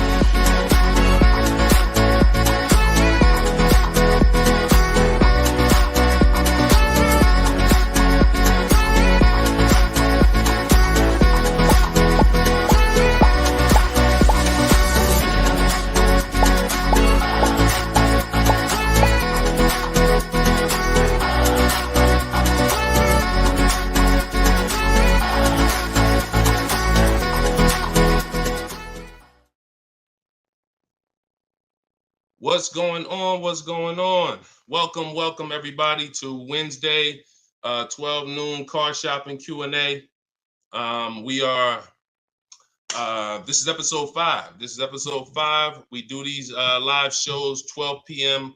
We're not going to usually be doing Wednesday, but I said, you know what? Let's throw in a special 12 p.m. Wednesday. So we are actually live. I know some of you may watch the broadcast because we do rebroadcast these lives, but this is actually live, and we're going to be talking and taking questions right now. So as you come in, if you could hit the share button and tag a friend. I'm just getting us up on TikTok right now. I got to make sure I keep people out who are under 18. So come on in. I'm going to share this. If you don't know me, if this is your first time seeing a show with me, type the number 1. Type the number 1 if this is your first time. Welcome back to people who have been here with us in the past or on previous shows. My name is Deshone the Auto Advisor. I spent 14 years in the car business, 5 years with Mercedes, 5 years with General Motors. And now what I do is I show people who want to learn how to car shop from home and how to save more money from home than they're ever going to save in a dealership. So I'm the author of the book, the digital book, Cars from Home, 7 Steps to Saving Time, Money, and Avoiding Dealerships. And I'm also the creator of the Cars from Home video library, which is a step-by-step video platform. But anyone who's on here for the next 30 minutes, you can get a copy of my new book, Cars from Home, in my TikTok bio at 75% off. It's normally $97, but for 30 minutes, you can get it in my TikTok bio for 75% off, Instagram bio for 75% off. or you can go to deshonsbook.com in the Facebook comments or in the YouTube comments. But let's get busy. Get your copy for 75% on everything I'm going to be talking about on this show. Once again, this is live. It's Wednesday. This is a 12 p.m. noon show. So for those of you who may have seen the broadcast, this is actually live. So we can start typing our questions in. And my man Dolan's going to pull those questions in as you guys type them. And we're pulling questions from TikTok. We're pulling questions from Instagram. Shout out to TikTok. Y'all can start typing your car shopping questions. And let's get busy. What's up, Mike? What's up, Fancy Girl? What's going on, Crows fam? I see you back. Good to see you.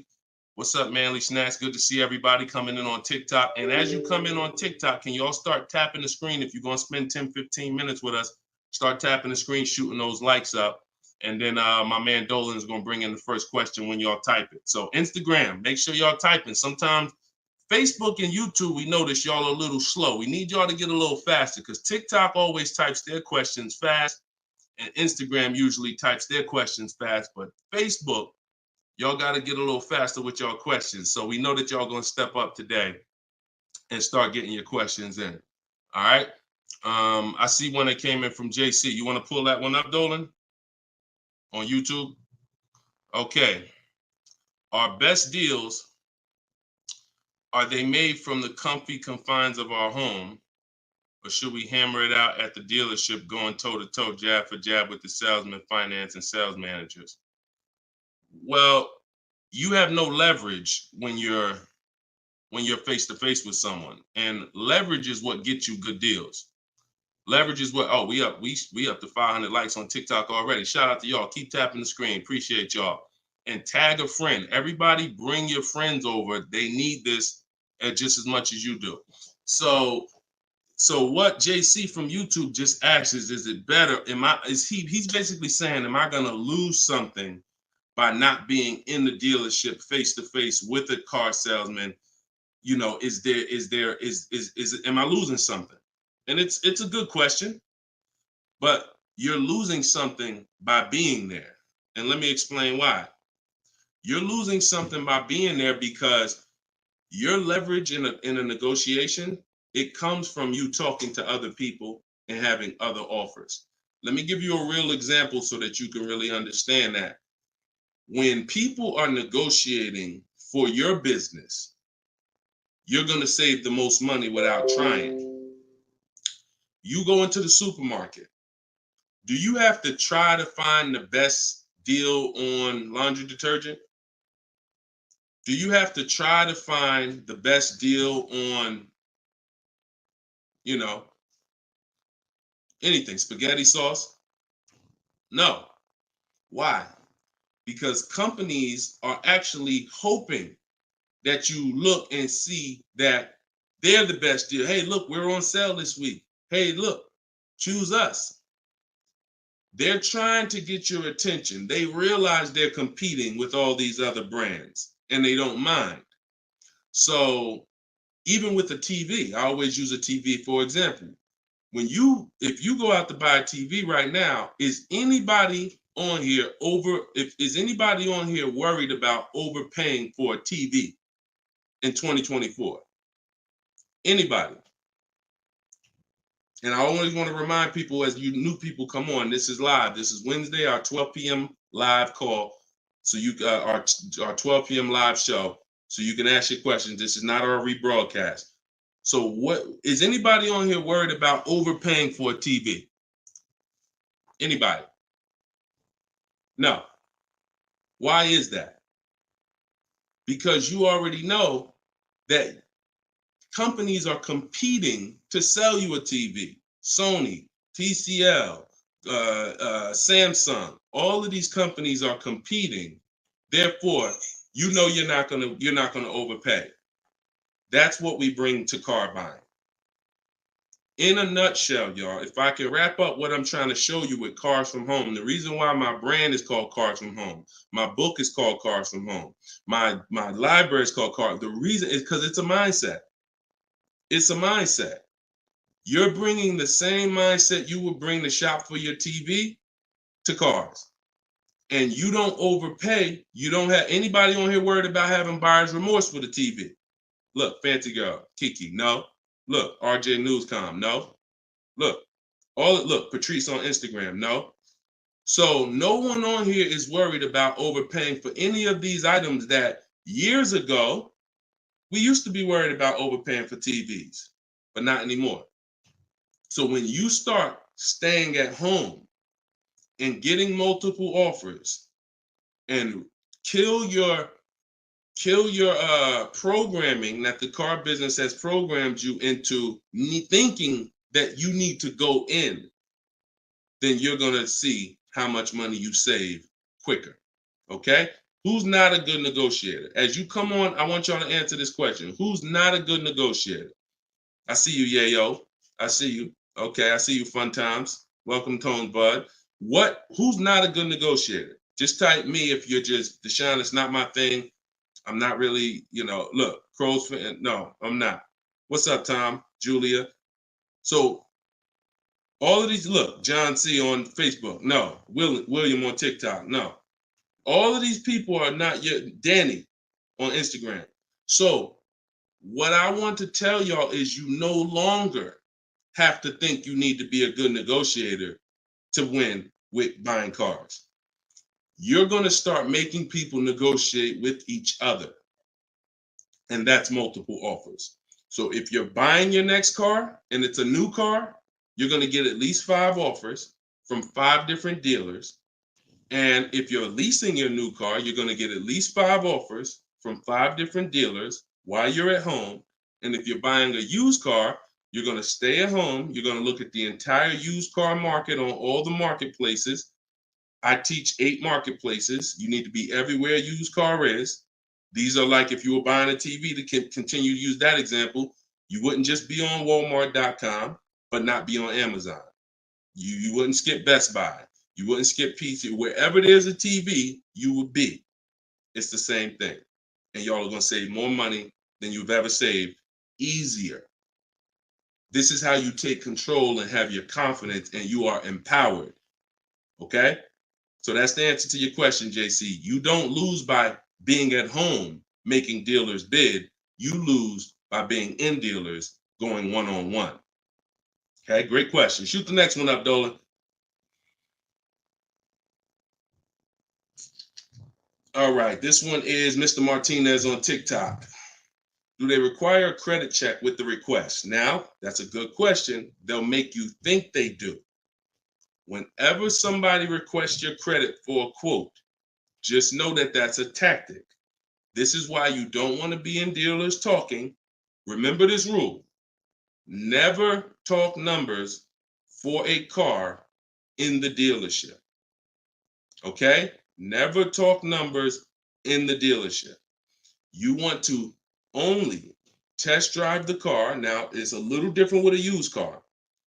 New cars, leases, never talk numbers in the dealership because you have no leverage there. It's continuing to go back. You have no leverage inside the dealership.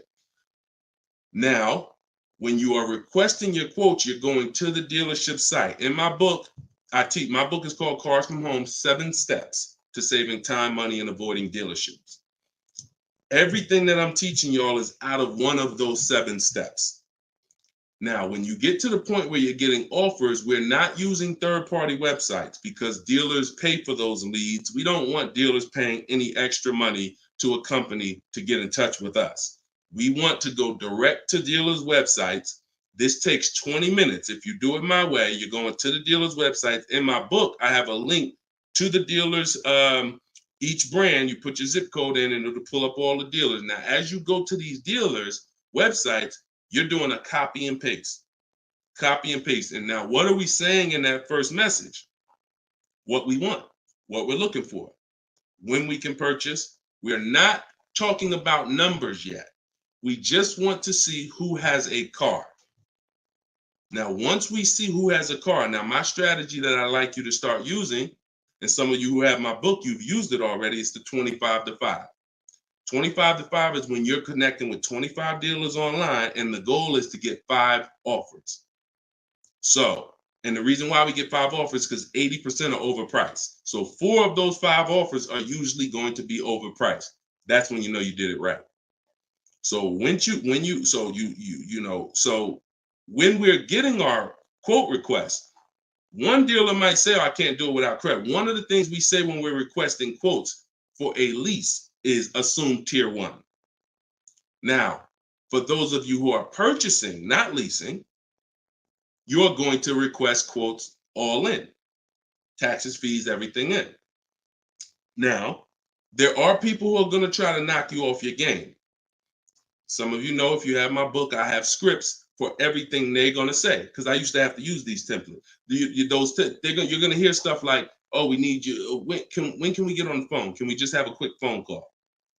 My script for that is, I'm going to be handling my whole process from home. I'm only going to be talking to the person who actually makes the best offer. And then you always end with a question. So you will always ask. You never want to end your communication online just end with a statement, because they're trying to get you on their agenda.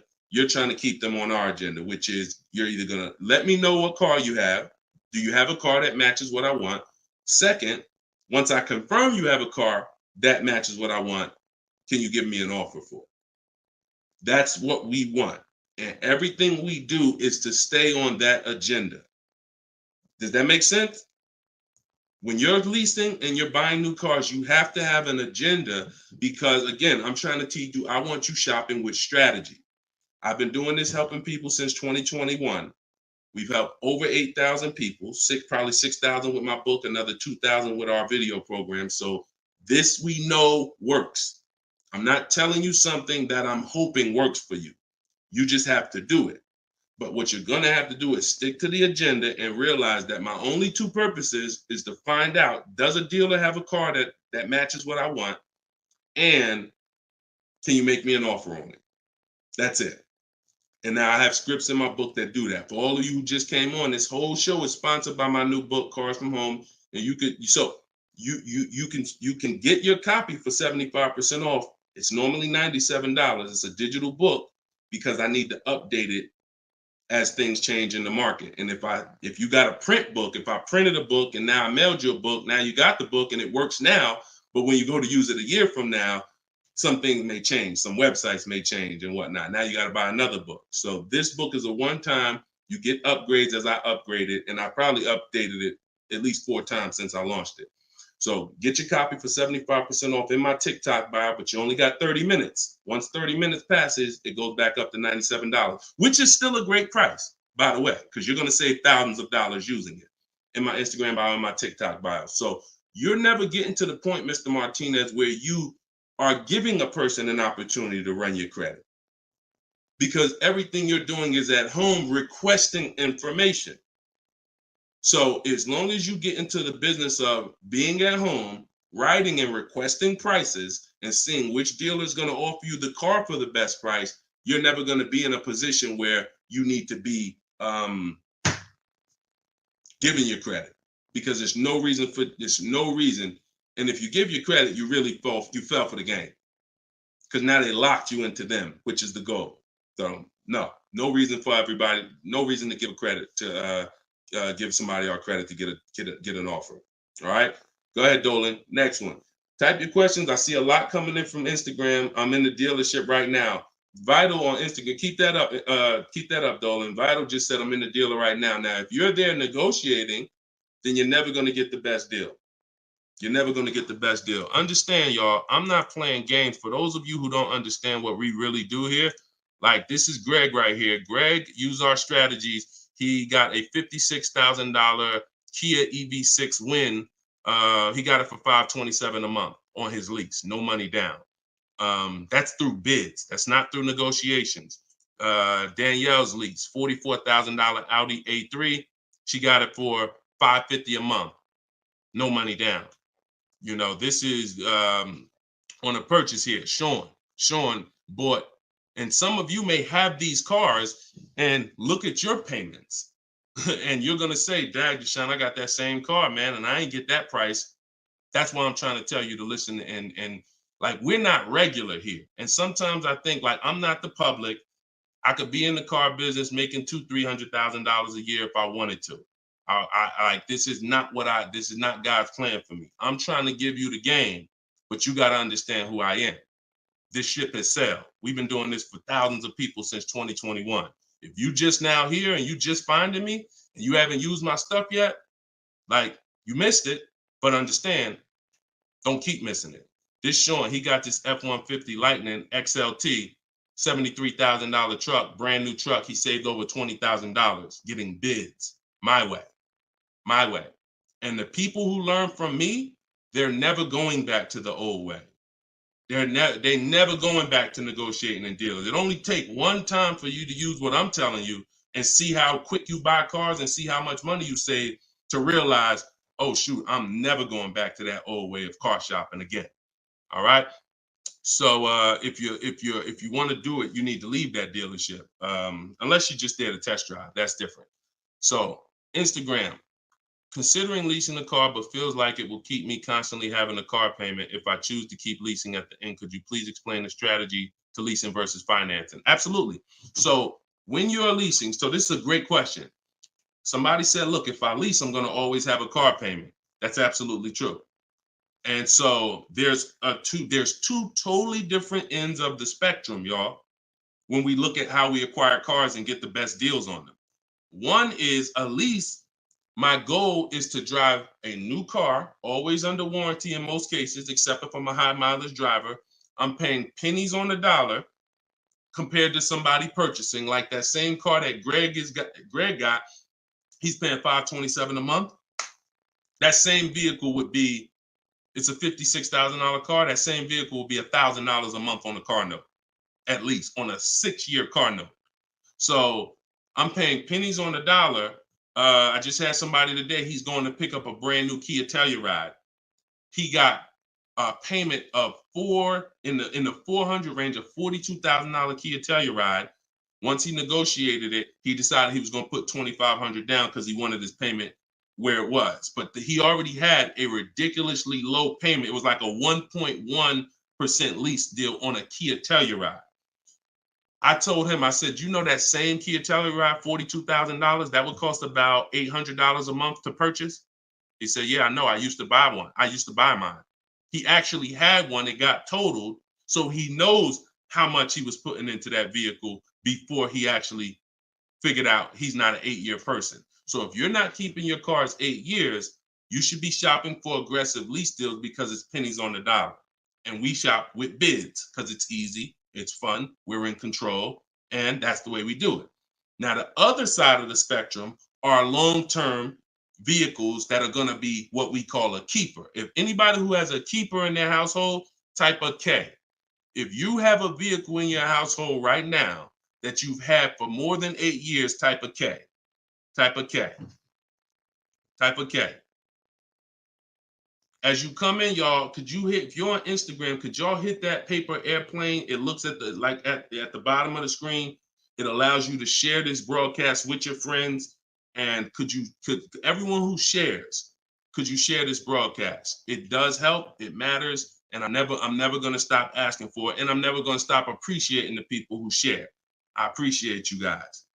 And your friends will appreciate you more than anything, more than even I appreciate you. When you tag a friend who doesn't know me and they're car shopping, they'll appreciate you more than even I appreciate you. So, okay. All right. So we got John on on Facebook. We got Michael. We got, hold on. Let me see. Acura MDX. Rob Korn got an Acura MDX on Instagram. He's had it 195,000 miles. So these are what we call Derek on TikTok, Donald on TikTok. These are what we call keepers. These are vehicles that, again, someone asked a question about understanding if I always have a car payment, if I lease, can we please explain the strategy of leasing versus financing? I just told you the benefits of leasing. Now, all those benefits come at a price. Now, the other side of the spectrum is the long-term keeper vehicle where now we have outlived depreciation because the unseen expense is the one that's killing you. The unseen expense is depreciation. When you buy your car today for $30,000, tomorrow it's not worth $30,000, right? Tomorrow. You can buy a car today for $30,000 and bring it back to the dealer tomorrow. They're not just giving you your $30,000. You've lost money in 1 day. That's depreciation. Now you can sit that car outside your house and you can have that car, you don't drive it 1 mile. You never even touched it. And you go out there and a year later, is it worth 30,000? No, right? You never told, but Deshone, I didn't even drive it. But you understand, it's not worth 30,000 anymore. It sat there for a year. Now it's probably worth 24,000. That's depreciation. So some of you have been trained to think, oh, well, I buy my cars because I don't want to pay for the mileage. What I'm trying to get you to understand is when you understand depreciation, you're going to see not only do you pay for the mileage, whether you buy or lease, you pay for the car whether you drive it or not when you buy. Does that make sense? Type clear if y'all are clear so far on this, on these principles. Because it's bad information that's been fed to you for all these years that, oh, you know what? I like to drive as much as I want. Oh, I like to do everything and I don't want to pay for mileage, so I'm going to buy. But what you're seeing now is, oh, shoot. If I drive no miles, my car's worth less. If I drive average miles, my car's worth even less. If I drive high miles, my car's worth even less. Depreciation. It's the unseen expense. So now our goal with purchasing the right way and picking whether I'm going to shop for great lease deals or whether I'm going to be a long-term keeper is to avoid where the depreciation loses us the most money. The most money. Look, right here, 3, 4, 5, 6 years, you're losing the most money. This is when you don't want to have bought your car and replaced it, because you're losing thousands and thousands of dollars every year. And now many of you have been taught it's okay to switch cars while you're in here, dropping. But going back to the keepers know, all right, I'm switching cars when my value is like this, my depreciation. So all of you who said out there that you got a car that you've had for 8 years, 10 years, 12 years, now you're gonna, here's what proves to you what I'm saying is true. The keepers, which is why I'm trying to get you guys out of that middle, all you 3, 4, 5 year people, 6 year, 7 year people that do not lease. You don't keep your cars long enough to outlive this depreciation, but you don't lease. You're losing the most money by far, thousands and thousands of dollars every car you buy in resale value, because you flip cars, try to trade them in while you just lost thousands and thousands of dollars. So on the other end, those of you who said, Deshone, I got a keeper outside, if that car today is worth $5,000, a year from now, it's probably going to be worth $4,800. That means you're no longer losing value like this. You're only losing value little by little, and you've outlived the depreciation. So your goal when understanding should I lease or buy is like, Deshone, okay, how do I avoid this? Well, if you're not keeping your car 8 years, you should be shopping for leases. Everyone who told you otherwise was wrong. I'm not going to say they were malicious, but they were incorrect. And unfortunately, I call them confidently incorrect. Dangerous. Dangerous. Being confident and incorrect is dangerous to you and others and everyone who's going to listen to you. So I'm telling you the truth based on numbers that shopping for lease deals is here. If I'm not keeping my cars 8 years, I need to be shopping for great lease deals. If I'm going to keep my car more than 8 years, then I'm going to purchase and I'm going to make sure I get a car that's going to last 8+ years so that I can outlive the depreciation and win with long-term ownership. But I'm not stuck in the middle. Clear? Clear? Everybody clear before we move to the next question? JC said, my man hitting on all cylinders. I appreciate you, man. This is what we do, man. I've been doing this since 2006, man. I'm not new to this. I've been helping people save money on cars and make dealers bid for their business since 2021. And that's what I'm known for. Here in New Jersey, people know when I had my brokerage, Deshone is the person that helps people save money if you listen to him. If you don't listen to me, God bless you. I wish you the best. All right, so for all of you, cue the next question up, y'all. For all of you who just jumped on, this whole show is sponsored by my new book. Everything I teach is out of my new book. It's called Cars from Home, 7 Steps to Saving Time, Money, and Avoiding Dealerships. It's normally $97, but as part of our launch, you can get your copy for 75% off. It's a digital book. It'll be in your inbox in literally 3 minutes. And if you're on TikTok, you won't leave the broadcast, so you don't have to wait until the show is over to click the link in my bio, get your copy, and then you can come back and listen to the rest. Same thing on Instagram. And we got something in the comments for Facebook and YouTube. You guys can click the comment section, or if you're watching us on television, you can scan the QR code with your phone. All right, let's go, Dolan. Shoot that next one up, brother. Let's keep these questions coming, y'all. Keep typing them. And again, we're live right now, Wednesday. This is our Wednesday 12 p.m. live stream. I want to make sure I keep saying that because we broadcast these shows all day long so that some of you could tell your friends if they missed the live show, they can still see the broadcast. But right now, it's Wednesday, and this is our 12 p.m. live. So ask your questions. This ain't a rebroadcast. JC said, could you please share with us your insights on how to best eliminate dealer add-ons, addendum lists from the deal? Example, windows etching, low jack, nitro in the tires, Scotch guard, okay. You name it, whatever. I always say this, and I have a video that has done well. It's been seen by several people, and it says we don't negotiate with dealers with fake fees.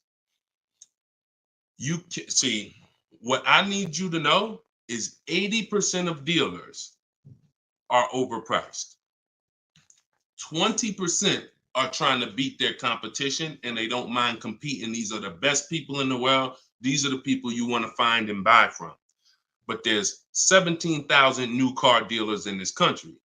There's 100,000 used car dealers in this country. Somebody tell Isaac on TikTok that we just answered that question. So if there's 17 million new car dealers in this country, 17,000 new car dealers in this country, and 100,000 new car dealers, used car dealers, and 80% are overcharging, then you need a strategy to find the 20%. That's another reason why you cannot walk into a dealer and think you're going to get your best deal, because you don't know. You have a much higher chance of finding an 80% than you do a 20%. Does that make sense?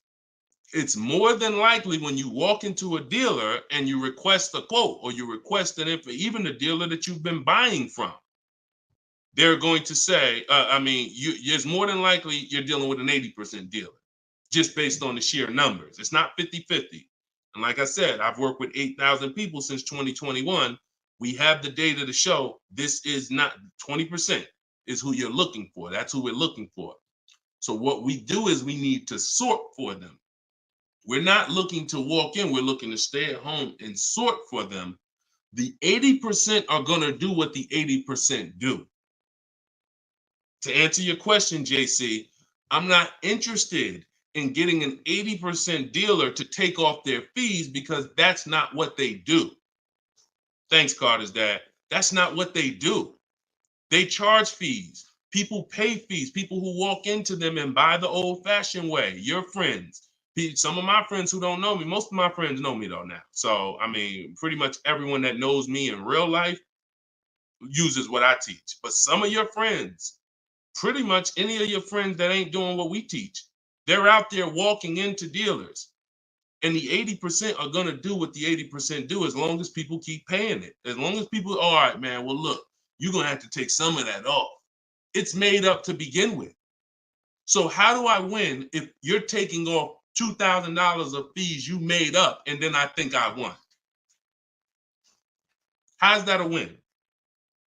So the tactic is the worst kind of people are going to start so high. It's called padding the deal. So when you walk into the dealership, I'm padding the deal if I'm the worst kind of person. If I'm somebody who I bounce from dealer to dealer, I make a lot of money, but my customer service scores are low, but I make a lot of money, so I always have a job. Now what I'm going to do is you're going to sit down, and I'm going to say, all right, which car are you looking for? Which car are you looking for, Diana? All right, Miss Roberts. All right, here's what we're going to do. Okay, so it's going to be working out about $650 a month. All right. Shoot, that seems kind of high. Here's the problem when you're in a dealer. You don't even know if $650 was the right starting point. Maybe the real starting point was supposed to be $550. But I'm going to start you at $650 because I know psychologically you need to think you won. See, pay attention to this. Pay attention to what I'm telling you. Selling you a car, the way the car business has programmed you, it's not about you winning. It's about making you think you won. It's a psychological game that car salespeople are trained heavily for. So when you come in and I tell you it's $650, or when you look at that car and you see it and you're like, the window sticker says 42, but when we sit down and I say, okay, we got this fee and we got that. All right, so asking price is $45,700. And you're like, wait, but the window sticker says 42. But yeah, these are the add-ons that we have. All right, now I'm starting so high that I can take off money to make you think you won, and I still end up winning because I really didn't take off anything. So this is why we don't play the games of back and forth with fake fees. What we do is we sit at home, we get bids, if we're looking at pre-owned cars, we're looking at the marketplaces, we're narrowing it down because my strategy for shopping for used cars is different than new cars. New cars and leases, we use something called the 25 to 5 strategy. That's when we reach out to 25 dealers to get 5 quotes. Used cars, we use the multiple marketplace strategy where we go to all the used car marketplaces and now we look at what the low price is in the market and we sort it down to our top 3, top 5. And then we take it, we got to make sure there's no fake fees on them because that's a tactic they'll use on used cars. Fake fees, put a price out there. So everything is a screening process. That's what I want you using, a screening process, a sorting process, so that the best deal reveals itself. You don't negotiate for it. But we don't try to turn 80% dealers to 20%. They're never going to be that. Maybe they will if we change the whole industry, and they won't be able to keep their job if they don't change. But for today, 80% dealers are going to do what 80% dealers do. That's not our job. Our job is to find the 20%. Clear? Good question. Great question. Shoot the next one up, Dolan. We're live, y'all. This is Wednesday. This is episode 5 of Car Shopping Questions and Answers. We don't usually do a live show Wednesday. It's usually Monday, Tuesday, Thursday, and Friday at 12 and 3 Eastern time. So that's the schedule. If you're like, man, Deshone, I want to make sure I tell my coworkers, I got people in my church, they need to see this. Tell them Monday, Tuesday, Thursday, Friday, 12 p.m., 3 p.m., we're here live. But all day long, we rebroadcast these lives so that even if they miss it, they can watch the show and watch the rebroadcast. Go ahead, Dolan, shoot the next one up. What if your car is damaged and you want to trade it? Okay, great question. And what you'll notice is a lot of people are going to ask the same question you have because many of you are in the same situation. So what if your car is damaged and you want to trade it? It depends on how bad the damage is affecting the value, in my opinion. So let's say you have a vehicle that is barely drivable. You're selling it in its worst condition and it's making, example, let's say you got a BMW, older BMW, the transmission's slipping or the transmission's out. It doesn't drive or it needs an engine. Something where literally the integrity of the car is totally compromised. That car is almost worthless. That car is going to be worth $500, $1,000, depending on the year, the mileage, $1,500. Meanwhile, if you put a used transmission in, this is why I'm an advocate. I preach you should always have a great local mechanic, a great local service shop in town that you use when your car has no warranty left. You must have this if you truly want to win, because these guys are usually 30, 40% of what a dealer is going to charge because they don't have that overhead. So what I'm doing, if I got an older BMW, no transmission, a Nissan, no transmission, I'm going to get a transmission from a salvage yard and get a used transmission, a used engine, pay $2,500, drop that in, and then sell the car like that. And I can tell you that that's what my father did. Like my father bought a GMC Envoy in 2009, maybe 4 years after he bought it in 2013. So it was 4 years old when we got it for him. Then maybe 3 years after that, the engine went. So he got a used engine. He's been driving that car since like 2017 with the used engine, and he's getting ready to sell it, and he'll probably get $4,000 or $5,000 for it on Facebook Marketplace because he's a low mileage driver. So you see how literally he could have went from switching a car when it was in its worst condition, taking a loss for it, versus investing the right money with the right person, getting the right engine, right transmission, drives it for a couple more years, and then can still pull a couple $1,000s out of it. Y'all clear? Y'all see how? Y'all see how? Type dollar signs if you understand that. That's the win right there. Not taking the loss and saying, all right, let me just get out of this car, it doesn't drive, and just taking the L. Big financial loss. Now, if you don't have major damage, then I wouldn't say fix it. If you're gonna go and you got a couple nicks on the car, then it might cost you $500-$600 to get the nicks touched up, but then the value of the vehicle only changes by $500-$600. So it was really a wash. You put 500 out, the car's worth 500 more. You want to only repair stuff that when you spend the money, you get double back what you spent. I put 2,500 in, it increased the value of my car by $5,000. And that's typically my opinion and my rules on how I like to operate when it comes to damage. Yes, I'm actually live right now. And why is your name the Auto Advisor? We got the Auto Advisor on TikTok. Go ahead, shoot the next one up, Dolan. All right, this one from YouTube. Alberto Romo. My car has some equity. Dealer called me if I want to trade for a new one. Car has less than 30,000 miles. Should I do it? Who's getting calls from dealers right now begging them to come in and look and let them buy your car? Who's getting calls? Who's getting emails? Who's getting letters right now from dealers? Fancy Girl Kiki said me. You're getting calls. You're getting calls. You're getting emails. You're getting letters. Hey, Ruben, we'd love to buy your car right now. Hey, Isaac, we could get you out of your car early. Come in right now. A lot of you, right? I see a lot of you. The reason that's happening, look, he's saying lock on Instagram, me. So the reason this is happening, y'all, is because they're depending on you letting the dealer be your first offer for your car. Now, see, dealers know they're getting outbid right now. They're not able to buy as many cars as they used to because people are getting used to, I mean, it's almost a curse word in my book. We don't use this word. We don't use the word trade. And some of you who have seen me in the past, you know we don't use the word trade. There's only one scenario where we need to trade, and that's if we have too much negative equity. The reason why we don't trade is because trading is not a bidding system. There's 3 transactions that you've been trained to give to a car dealer. One is buying a car from them. That's its own transaction. I bought a car from you. The second is getting the loan from them. That's another transaction. I got a loan from you, because there's other companies out there that only give loans. They don't even care if you buy a car. They don't sell cars. They give loans.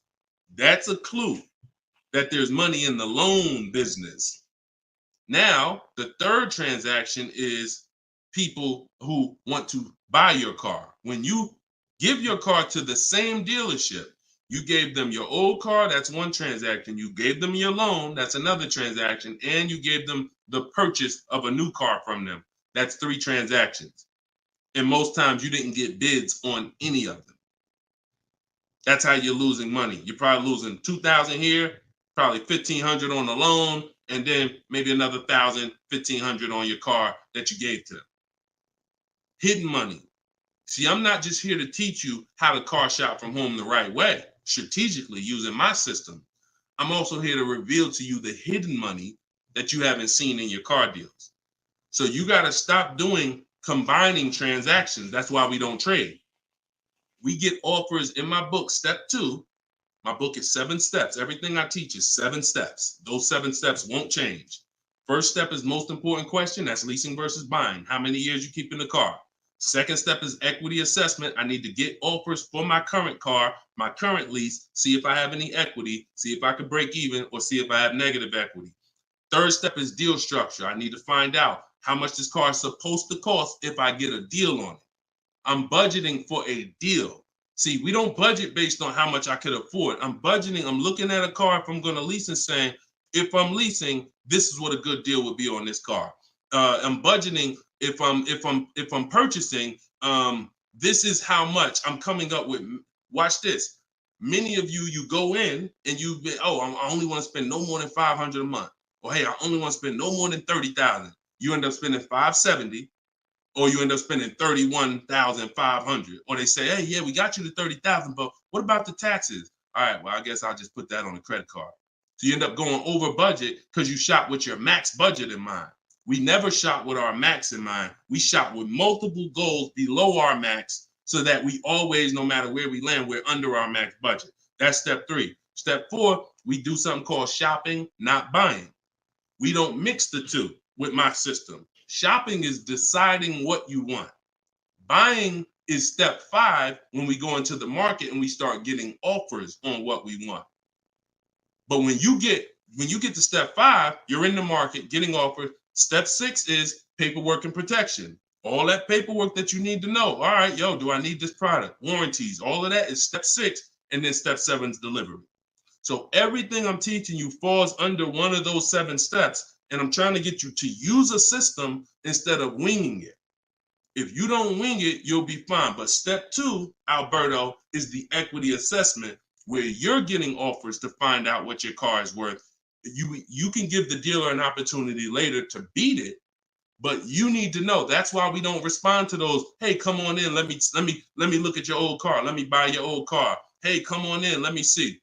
You need to call your bank for a payoff, and you need to go to CarMax, Driveway, Carvana, Kelly's Blue Book Instant Cash Offer, AutoNation, Sell My Car, Car Guru, Sell My Car. Take you 20, 25 minutes to do your equity assessment, and you got real cash offers that you'll know if I have equity in my car, and you'll know these people can cut me a check in an hour. And now let me go prepare to shop for my replacement car because these companies already bid on my old car. Type clear if y'all are clear on that. That's the equity assessment. That's my 7-step system. That's why my book is called Cars from Home, 7 Steps to Saving Time, Money, and Avoiding Dealerships.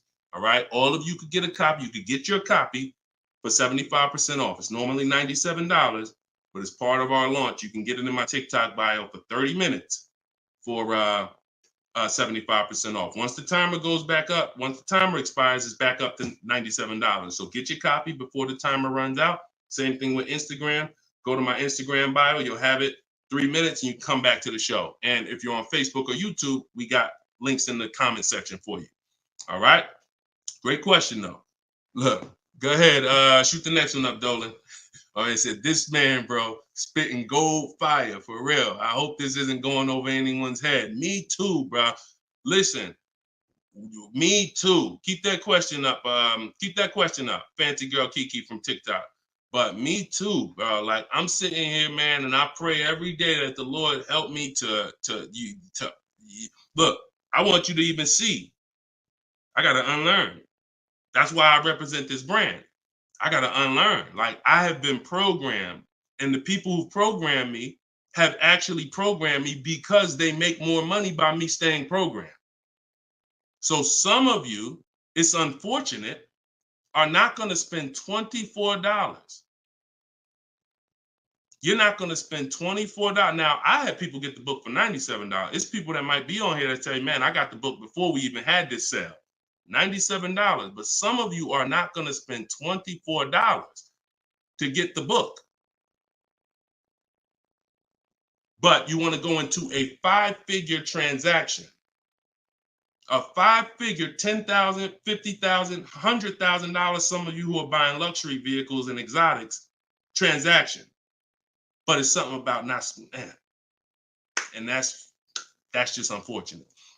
All right, fancy girl Kiki from TikTok. Is it true that you can have your down payment go towards your payments? So, all right.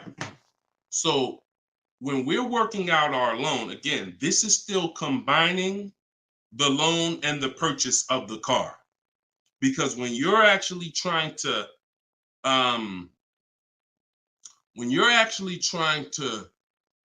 figure out and hope your down payment goes towards the payments and actually goes towards the car versus you basically just giving it to the dealership or maybe losing it to, not going to the car, you're mixing. Because when we're shopping, we have loan. When you buy your car, if I'm financing, right? Give you an example. When I bought my Infinity truck, I'm shopping for the car. Once I get the car, now, and I use my perfect budget calculator. It's in my book. It's a calculator I created. See, that stuff I can't even explain on this show. I can't explain how a calculator that I created works. It's a surprise when you get there, when you read and you're like, oh, this is a calculator. I've never seen nothing like this before. I know, because I made it. And I got like 5 of them in there. So, but when you're trying to do what it does, I can tell you how to do this manually to some degree. When you got to know what you can spend. That's why we have that budgeting exercise where in order for me to be at a $450 a month payment, I can't get any more than a $22,000 loan. If I get more than a $22,000 loan, then I'm going to have more than a $450 payment. So now you might say, okay, 6 years though, because if I go 6 years on the loan, then maybe I could get like $25,000 depending on my interest rate. But I need to know how much car I can buy based on where I want my payment to be. So now once I establish that in a budget exercise, you can do that with some calculators online, try to, but you have to account for taxes. The reason why these calculators don't work well, because they're not going to account for the taxes. They're not going to account for, any down payment you want to put in, and they're not going to account for any equity you may be getting. And then they're not going to give you these goals for, all right, a 5-year loan or a 6-year loan is 2 different prices. $450 a month for 5 years is not the same as $450 a month for 6 years. If I get a car at $450 a month for 5 years, I got a better price on it than if I got it for $450 a month for 6 years. So these are the things that you kind of got to have in your budget so that all right, this is how, because it does me no good to know that I could go and spend $35,000 on a pre-approval. What does that do? How does that equate to what I can actually spend? I don't want to spend $35,000. That's a $700 a month payment. So, but once you establish the budget on how much I can spend, now you go find the car. So I'm shopping for the Infinity, and I'm shopping knowing all of these cars are within my budget. Now, when I actually get the car, now what I'm doing is going and I'm finalizing my loan and having multiple dealers, multiple banks and credit unions give me offers for my loan. Everyone can run my credit with a hard pull because I'm within the rate window where it's not going to affect my credit negatively. It's only going to weigh as one hard pull. I know you've heard, oh, don't let all these people run your credit. If you do this right, according to how you're supposed to rate shop, you can Google rate shop. In fact, I'll show you right now. I'm going to share my screen so y'all can actually see. See, it's the information you don't know that's costing you. It's the information that you don't know that is costing you. Look, if I go to Google and I type in rate shopping, Experian has a whole article. Let me know if y'all can see my screen. Hold on. Oh, wait, hold on. Entire screen. Look. So I go right here. Rate shopping. They have a whole article about how to properly rate shop. And let me see. Look, the FICO score window is 14 to 45 day period, depending on which version is used to calculate the score. So we do it in 2 days. We do it in 2 days. So we don't even use the 14-day window. That's why we don't let anybody run our credit with a hard pull until after we already find our car. So now you come in and you are I'm letting all these people run my credit to get their offers for my loan, their offers for my interest. And then what I'm doing is whoever makes the best deal there, I'm calling the dealer and I'm giving the dealer an opportunity to beat it. because the dealer has another 7, 8, 10 banks that they might, okay, there, let me see if I can beat that because I like to earn the business. And that's what I call the bank bidding war blueprint. So I'm putting that when you get my book, you actually get the bank bidding war blueprint because I haven't combined it with my book yet. It's going to take me probably about 30 days to combine it into my book. So I just send the book and I send the bank bidding war blueprint. That strategy right there is called the bank bidding war. So we're not worried about if our down payment's going to go to the car because our loan is always worked out with the bank, not with the dealership.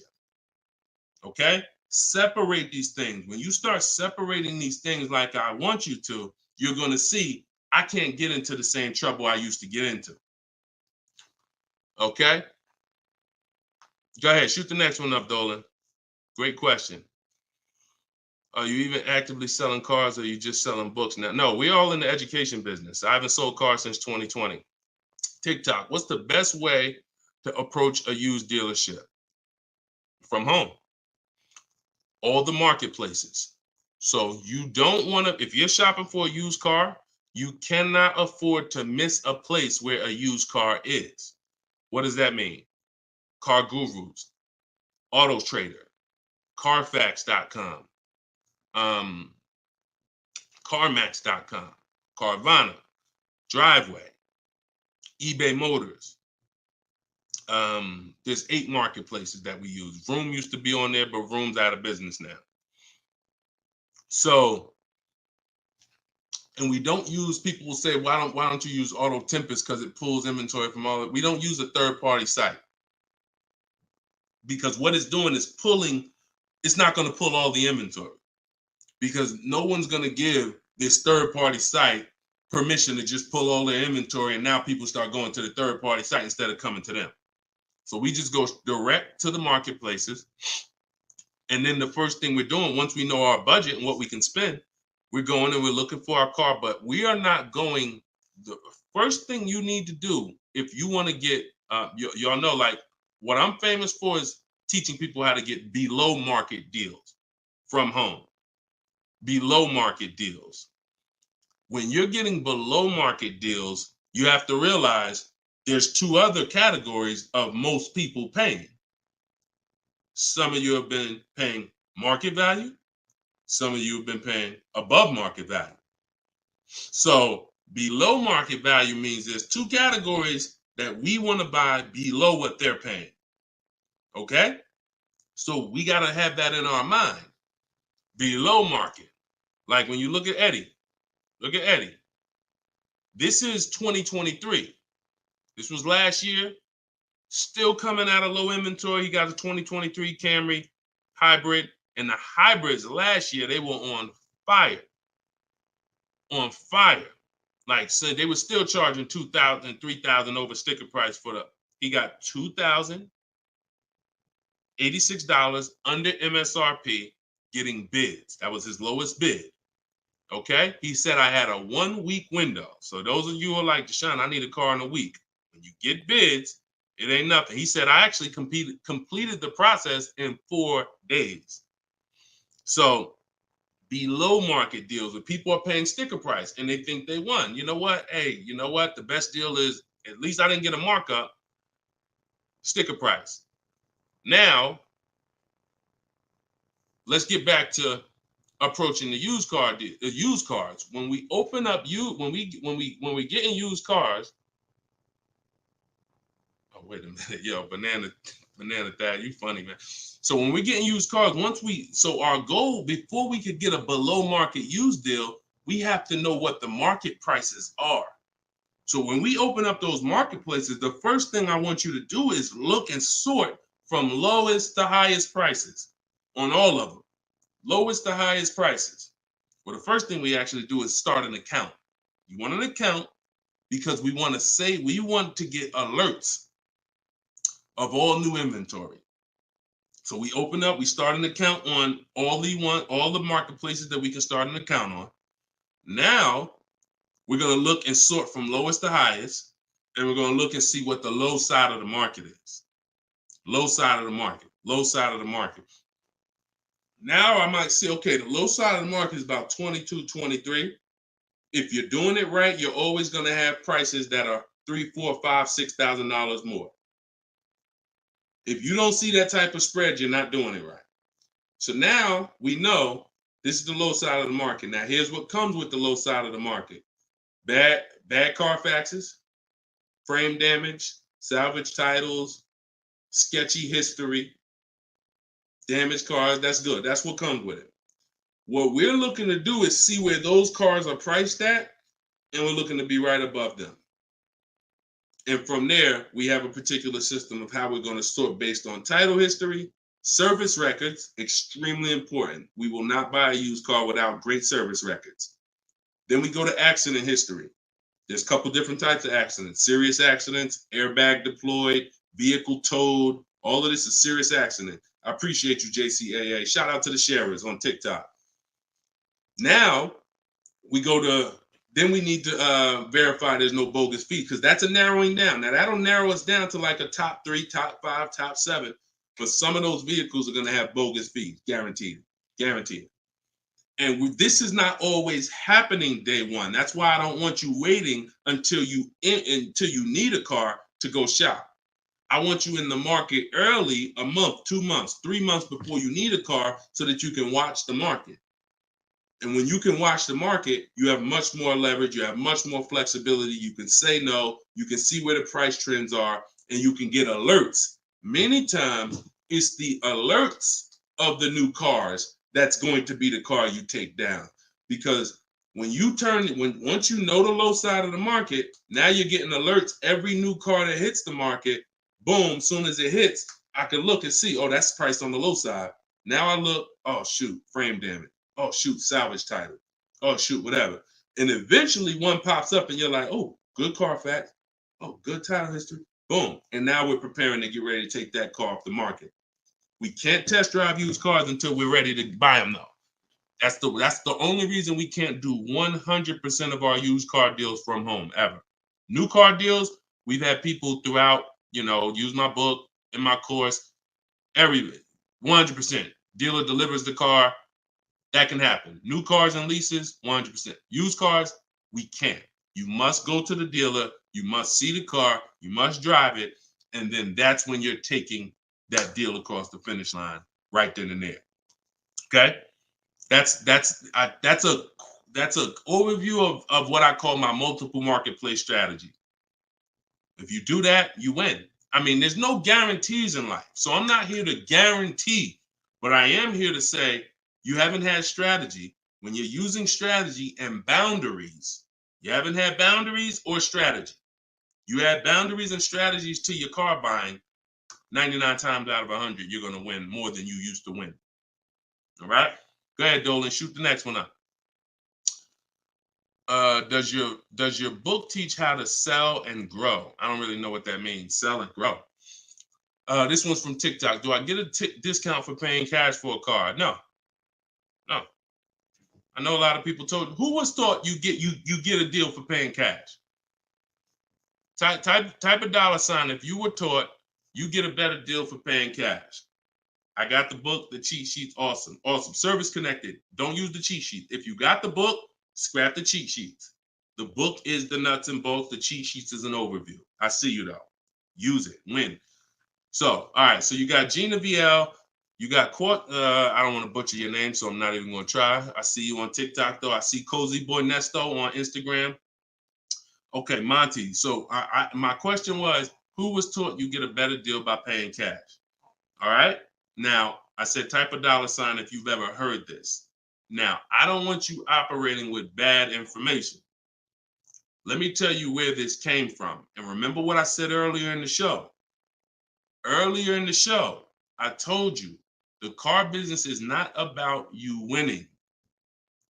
If you win, great, but it's about making you think you won. And I can only make you think you won based on what you tell me you need in order to feel like you win. So if you come in and say, listen, man, I'm paying cash, man, y'all got to do something better for me. I'm not going to sit here and tell you, well, you don't get a better deal for paying cash. Now, I would tell you, listen, I'm going to be honest with you. You can get this price whether you pay cash or not. So like there is no, but somebody who's like not going to be willing to go and tell you that, they're going to make it look like, all right, I got to make you think that the deal I'm giving you is because you pay cash. This originated from when dealers used to finance cars. There are still people, and you may be one of them, who think the dealer owns your car after you get it. That's why there are people who say if they can't afford a car, they say, man, I'm gonna get a dealer back their car. It's not their car anymore. Unless you're dealing with like a buy here, pay here place where they're actually extending the loan to you, it's not the dealer's car anymore. But back in the past, dealers used to extend loans. They would hold the financing. So if you offered them all the money up front, it was an incentive for them because they knew it guaranteed they get the money now. And it also saved them interest. It saved them, if they were holding the note, then they're still technically paying for that car. And they're like, okay, I could save you another $1,000, $1,500, because you're going to give me all the cash up front. It's not like that anymore. It's not. Literally from the time you leave, the dealership is funded in full in hours. Like by the time you drive off, wire transfer, the dealer is funded for the car. The funds come from Bank of America, Chase, TD, M&T Bank, whoever it comes from, wired to the dealer. From that point, it's between you and who? Who's on the title? Who's the ones calling you if you don't make the payment? Who's the one setting up the car to be taken if you don't make the payment? It's not the dealer, right? It's the bank. So it's always between you and the bank from that point, which is why you don't get an exactly life experience. You're not getting a better deal paying cash. And that's just because that's the way it's set up. Now, the rare exception that you may see, and this doesn't happen a lot, sometimes there's like a low interest rate. Like when I was with General Motors, we might have like all right, you could get 0% interest, or you could get a $5,000 rebate. Only on a new car though. But you can't do both. So if you had somebody who could pay the cash, maybe if they save more money by taking the rebate than they would if they were to take the loan. So in which case, you're not getting a better deal because you're paying cash. It's just an incentive to, you're getting a rebate. But so those are these are very rare circumstances. So I just don't want you going in and telling you that you heard that from me. And I'm just telling you that's the truth. Like that is the truth. And when you really look at how banking works and how dealerships work and the fact they don't own the car, you'll understand there's no incentive to you paying cash at all. And if you're not investing your cash, see, I want you to also think about what you're doing with your money. Because if you want to pay cash, God bless you. Pay cash. Interest rates are high. Put as much down as you can. Pay cash. Get the loan out of there as fast as possible. You're paying 6, 7, 8, 10%, 12%. Get the loan out of there. Pay it off or make a large down, only finance a small portion of the car. But if the rates are low, which at some point we do believe rates will be low again, or I always tell people in the bank bidding war, you got to check, see if there's any special interest rates. There might be 0%, might be 1%, 2%. So if those instances exist, there are people who your money's invested. You're getting 8% on your money. You're getting 6%. You're getting 10%. You're in real estate. You're getting 15%. It makes no financial sense to take that money that's earning money for you out and put it into a car that is going to lose money for you. That $20,000, $50,000 you put in the car is going to be worth half of that in 3 and 4 or 5 years. 5 years, it'll be worth half. So these are the things I talk about. I don't believe in one size fits all car advice, y'all. That's why I'm always saying it depends on this situation. If you're this type of person, if you're keeping your cars 8 years, you should be buying. If you're not keeping your cars 8 years, you should be selling. I mean, you should be leasing. A lot of people think, okay, Deshone, you talk about leasing a lot. I talk about leasing for people who are not keeping cars 8 years because they've been taught that they should still be buying. But I'm putting you in the strategy that's custom to your life versus what you've been hearing, which is people telling you, hey, do what I do. Only buy used cars, pay cash for them. And that's your situation. So anyway, so all of this is out my book. Cue the next question up, Dolan. We got a couple more minutes and then we'll wrap. All of this is in my new book, Cars from Home. It's called 7 Steps to Saving Time, Money, and Avoiding Dealers. Normally $97. You can get your copy for 75% off for 30 minutes. It'll be $24. And everything I teach is in there. You know, everything that my my students in my video course have had, my coaching. This is the same 7-step strategy that we use to get these below market deals. And I've been showing them throughout the show. So if you just jumped on, like we've been showing these deals throughout the show.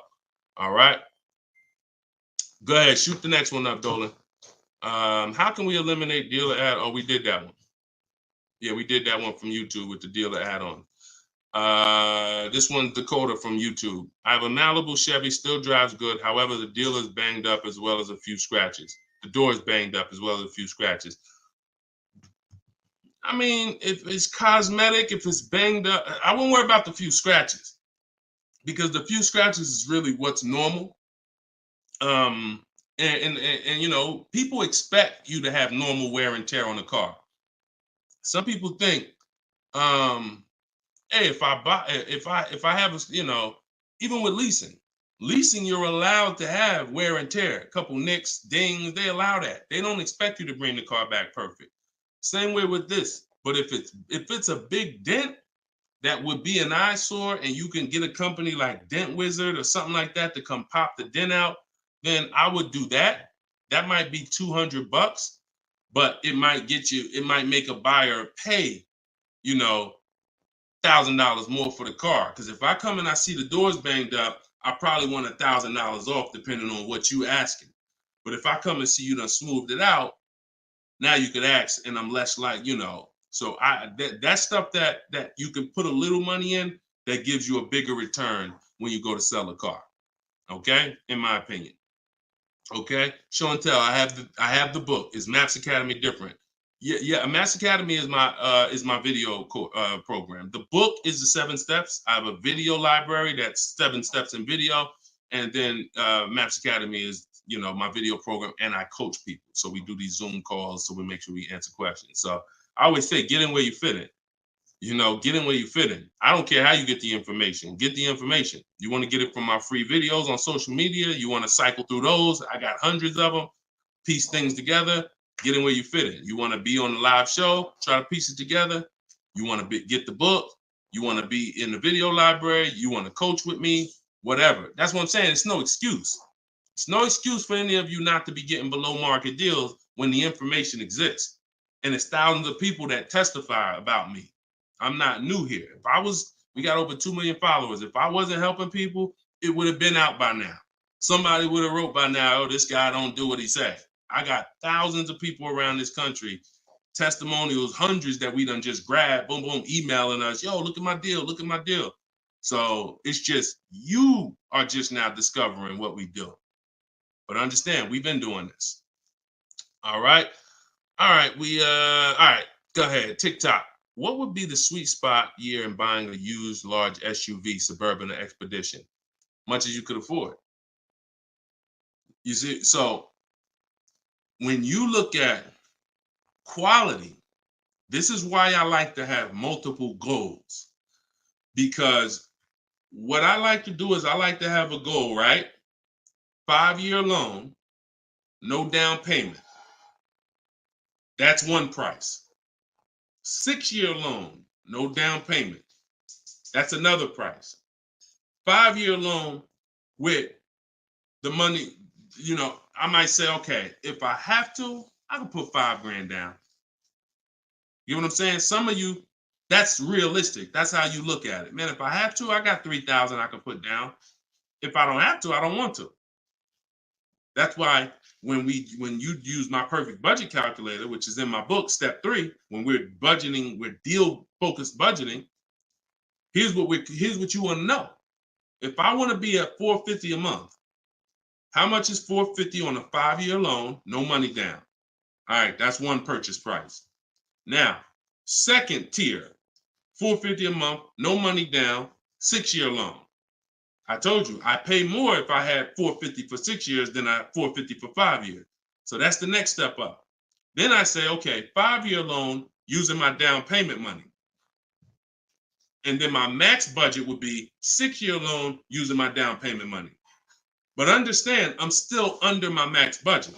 I don't care if I have to go, and then we have another step where some of you have an old car. You have an older car, you're going to be selling it. You got 3,000 equity, you got 5,000 equity. That's also in there. So then it'll be no down payment, no equity. No down payment, no equity, 6 years. Down payment, no equity. Down payment and equity. See, all of this is below my max budget. Once I do a 6-year loan, my down payment and my equity, I'm not mad because I'm still under my max. Now, if I go above that now, if I wanted to do 5 and now I'm doing 6, or if I want to do $450 a month and I'm doing $480, now I've gone above my max budget. So my system for purchasing, we use this for new cars, used cars. Anybody who's getting a loan, this is what we do. This is in my book. My calculator generates those 6 goals for you. So when we say sweet spot, my first target is that first goal. That's my first target. When I went shopping for my Infiniti, I was looking for a car under that first price. Couldn't find it. Jumped up to the next tier. Couldn't find it. Jumped up to the next tier. And it was my 4th goal is where I found this one at. But I still had like $4,000 or $5,000 more that would have kept me below my max budget. So that's how you want to do it. Shorter loans, no down payment. Longer loan that I'll take is 6 years. I'll never recommend anything longer than 6 years. And then we start adding those resources that we have to it. And then once we tap out at the top, that's our max budget. 6-year loan, the most down payment money. And then if I have any equity from my car, I'm putting that all into the deal. And then as long as I find a car in any of those, and that's usually like a $10,000 to $15,000 spread, depending on, how much resources you got. That's a couple $1,000s right there. So that gives you the room to bump yourself up without letting a car dealer bump you up over your budget. All right? That's why it's called the perfect budget calculator. And I invented it. All right? Praise the Lord. Listen, I appreciate y'all. We've been on for about an hour and 15 minutes. We do these shows live Monday, Tuesday, Thursday, and Friday. Wasn't going to do one today, but you know what? I said, it's Wednesday. Let's jump on. Let's do a live. Let's get some questions. Let's get as many as we can. But this is what we do, y'all. You could tell your friends 12 o'clock and 3 o'clock, Monday, Tuesday, Thursday, Friday. You can meet me live on any of my platforms, Facebook, TikTok, Instagram, or YouTube. And we'll be doing this live Q&A to make sure you guys get what you need to save money and get below market car deals. That is the goal. So for those of you who like Deshone, I appreciate the show, but I want everything in one spot, man. I don't want to even have to come back to this show anymore. That's all in my new book, Car Shopping. It's called Cars from Home, 7 Steps to Saving Time, Money, and Avoiding Dealerships. You can get it for 75% off in my TikTok bio. It'll be in your inbox, and everyone who gets a car, who gets a book, right when you purchase, I give you a support email. So on that last page, you'll see a support email. If for some reason I don't give the support email out to the public because people just be emailing me with questions and all that. I don't do DMs. I don't do none of that because we got too many people to be doing DMs and all of that. Once you purchase this book, you get a support email. If for any reason your book doesn't arrive in 5-10 minutes, check your spam, check your junk folder. But if it's not there, then email us at support and we'll make sure we get you a copy right to you. All right. So use this information, get your book for 75% off. You won't pay the full $97 in my TikTok bio, in my Instagram bio, or in the comment section on YouTube or Facebook. We got a link in the comments for you, or you can scan the QR code. But that's what we do, y'all. Below market deals. That's the goal. Keep unlearning, keep relearning. I appreciate you. All right. See y'all on the next live.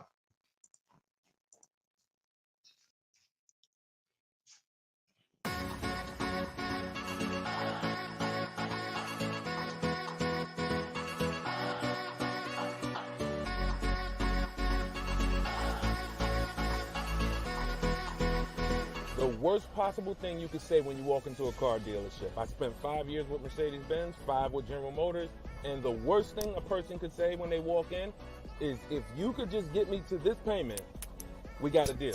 So your loan's probably still like 19, which means you got to pay to get out. You're upside down. It's called negative equity.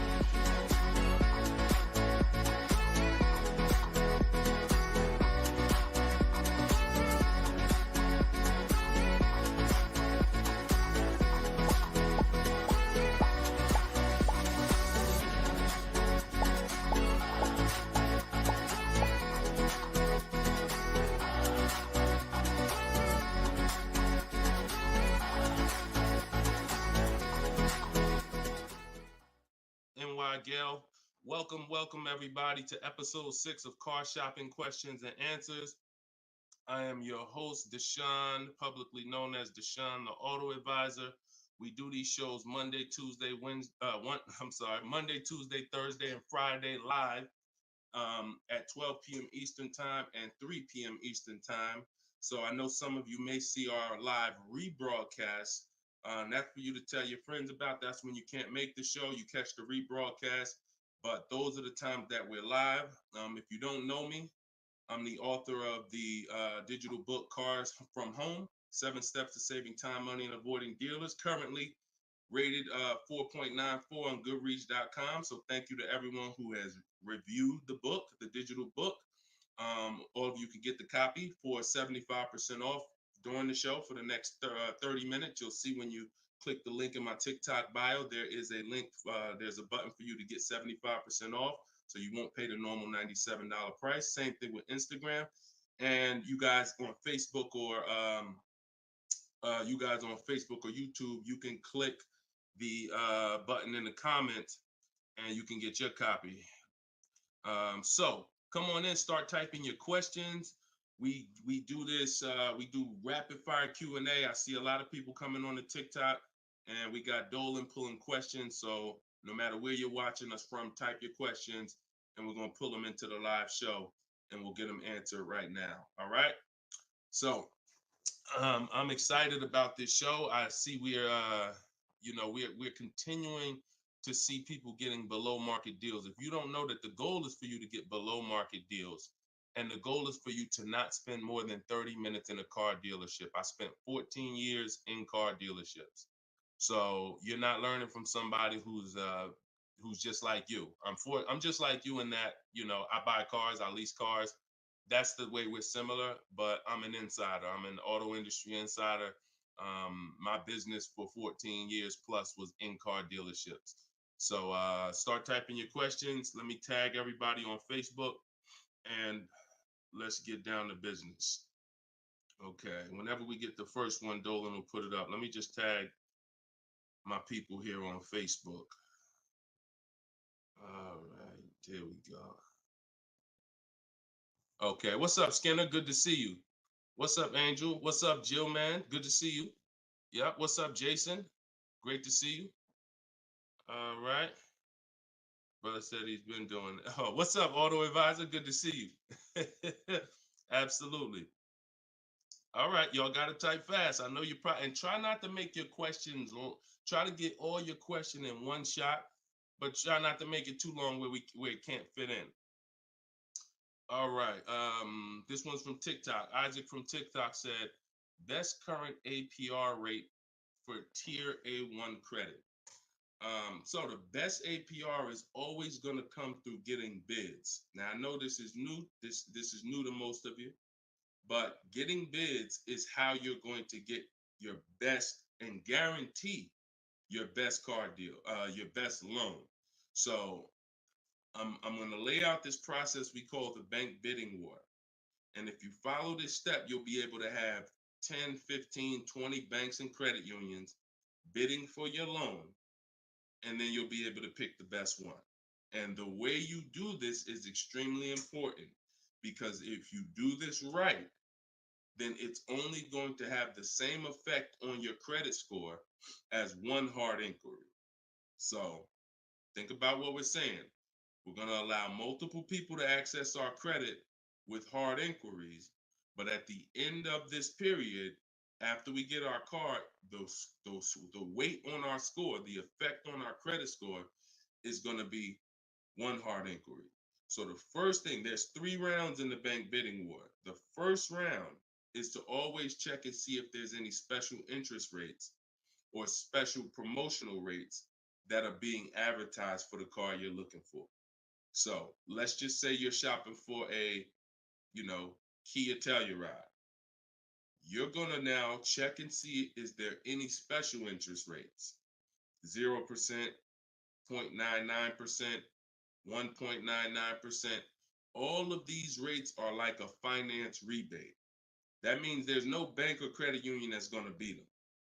So this is the first round. So if we do get a special interest rate there's no reason for us to even shop for interest rates other than that. Because again, no bank, no credit union is beating 1.99, even 2.99. Now, here's what you have to check when we do that. How long is that loan? Because some people might give you 1.99, but it's only for 36 months. And some of us are not going to take a loan for 36 months because the payment's going to be too high. You might need a 5-year loan or a 6-year loan. So we're not just looking for if there's a special interest rate, we're looking for what is the term. Shout out to everybody coming in. This is our Thursday, April 18th, episode 5, live car Q&A. So we're actually live right now. This isn't a rebroadcast, so you can come on in and start typing your questions. And we're talking thousands over here, not hundreds. Okay, so that's round 1 of the bank bidding war. Now, let's just say we do that and there's no special interest rates. Now we're moving on to round 2. But round 2 comes after we find our car. So once you find your car, no one has touched your credit with a hard inquiry yet. Pay attention. You have not heard me say at any time hard credit pull at all. When you're shopping for your cars, no hard credit pull. Nobody's running our credit while we're shopping. Once we find our best deal, once we find a dealer that's going to sell us the new car for the lowest price, we lock up that car, usually with a deposit, reserve it. And now what we're doing is we're telling the dealership, I'm going to take this buyer's order. You're going to get a buyer's order. You're going to come home. And now you're going to now the second round of the bank bidding war is about to start. You're going to come home. You're going to call your bank if you have one, or your credit union. This is when you're going to let them access your credit. Because if you've ever tried to actually get a bank to tell you what the interest rate would be, like a pre-approval, many of them, and if you've experienced this, I want you to type a 1, many of them will say you need to have a car first, right?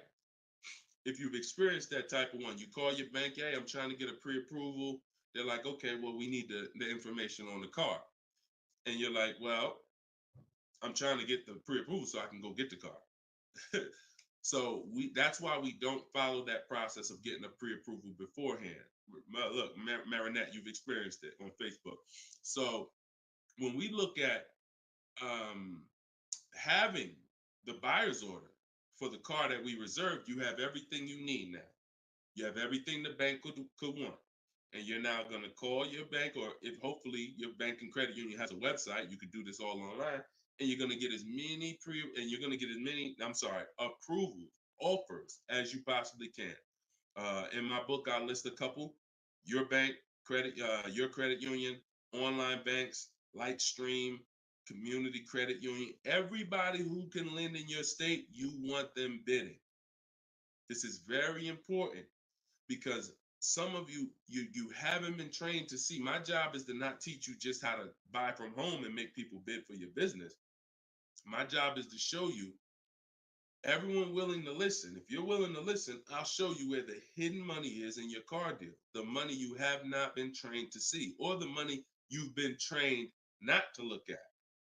And the people who have trained you not to look at this money are usually the people that's making the money. So you have to see that one point. Let me give you a scenario here. Let's go to an auto loan calculator so you can see how much money is just in your car loan. Just in your car loan. And we're going to do a couple different interest rates so y'all can take this serious and you'll see why you need to be getting multiple bids for your interest. So if I'm buying a $30,000, if I'm looking to borrow $30,000, let's take $30,000 for an example. Average, pretty good average. Average price of a car is probably higher than that, but let's use 30. Now, if that interest rate is 5.99, total interest paid is $4,791 over the course of 5 years at 5.99. If the interest rate is 7.99, total interest paid is $64.89. That's over $2,000 difference. 2 points, $30,000 loan. Now, some of you are going to be borrowing more than that. Some of you are getting $50,000 loans. Interest at that same 7.9 on a $50,000 loan is $10,815 over 5 years. Now, if you can get 2 points less, 5.99, interest is $7,984.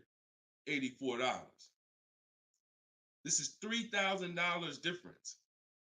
So, do you see how if you're not taking getting the best loan offer just as serious as you're taking trying to get the best price, you get a good price and then you'll give it back to the bank who's giving you the loan. So this is why we get bid. So we're now going to let all these people run your credit. This is when you do your hard inquiry. You don't do it before this. Hard inquiries, credit unions, online banks, your bank, your credit union, everybody's bidding now.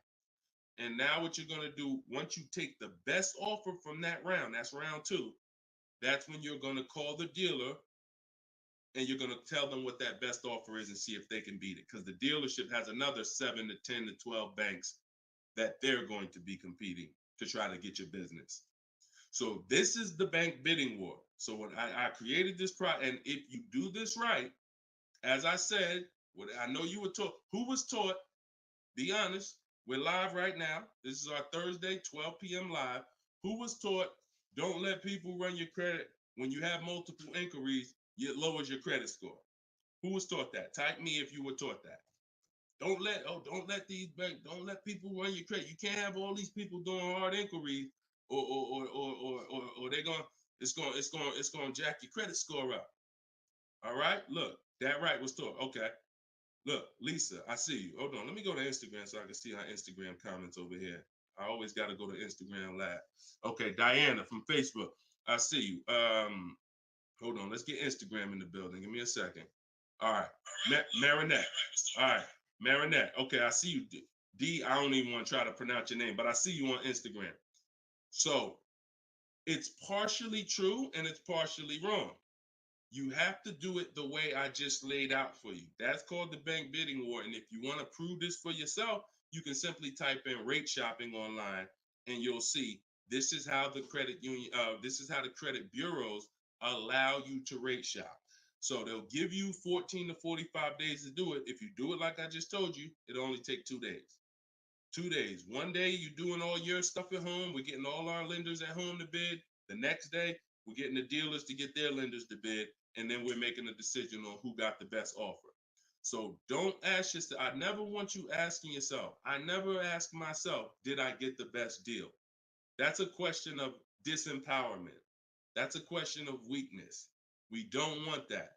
What you should be saying is, following this process, I guarantee I got the best deal because I got offers from all these banks. I can't get offers from 15, 20 banks and not guarantee I got the best rate.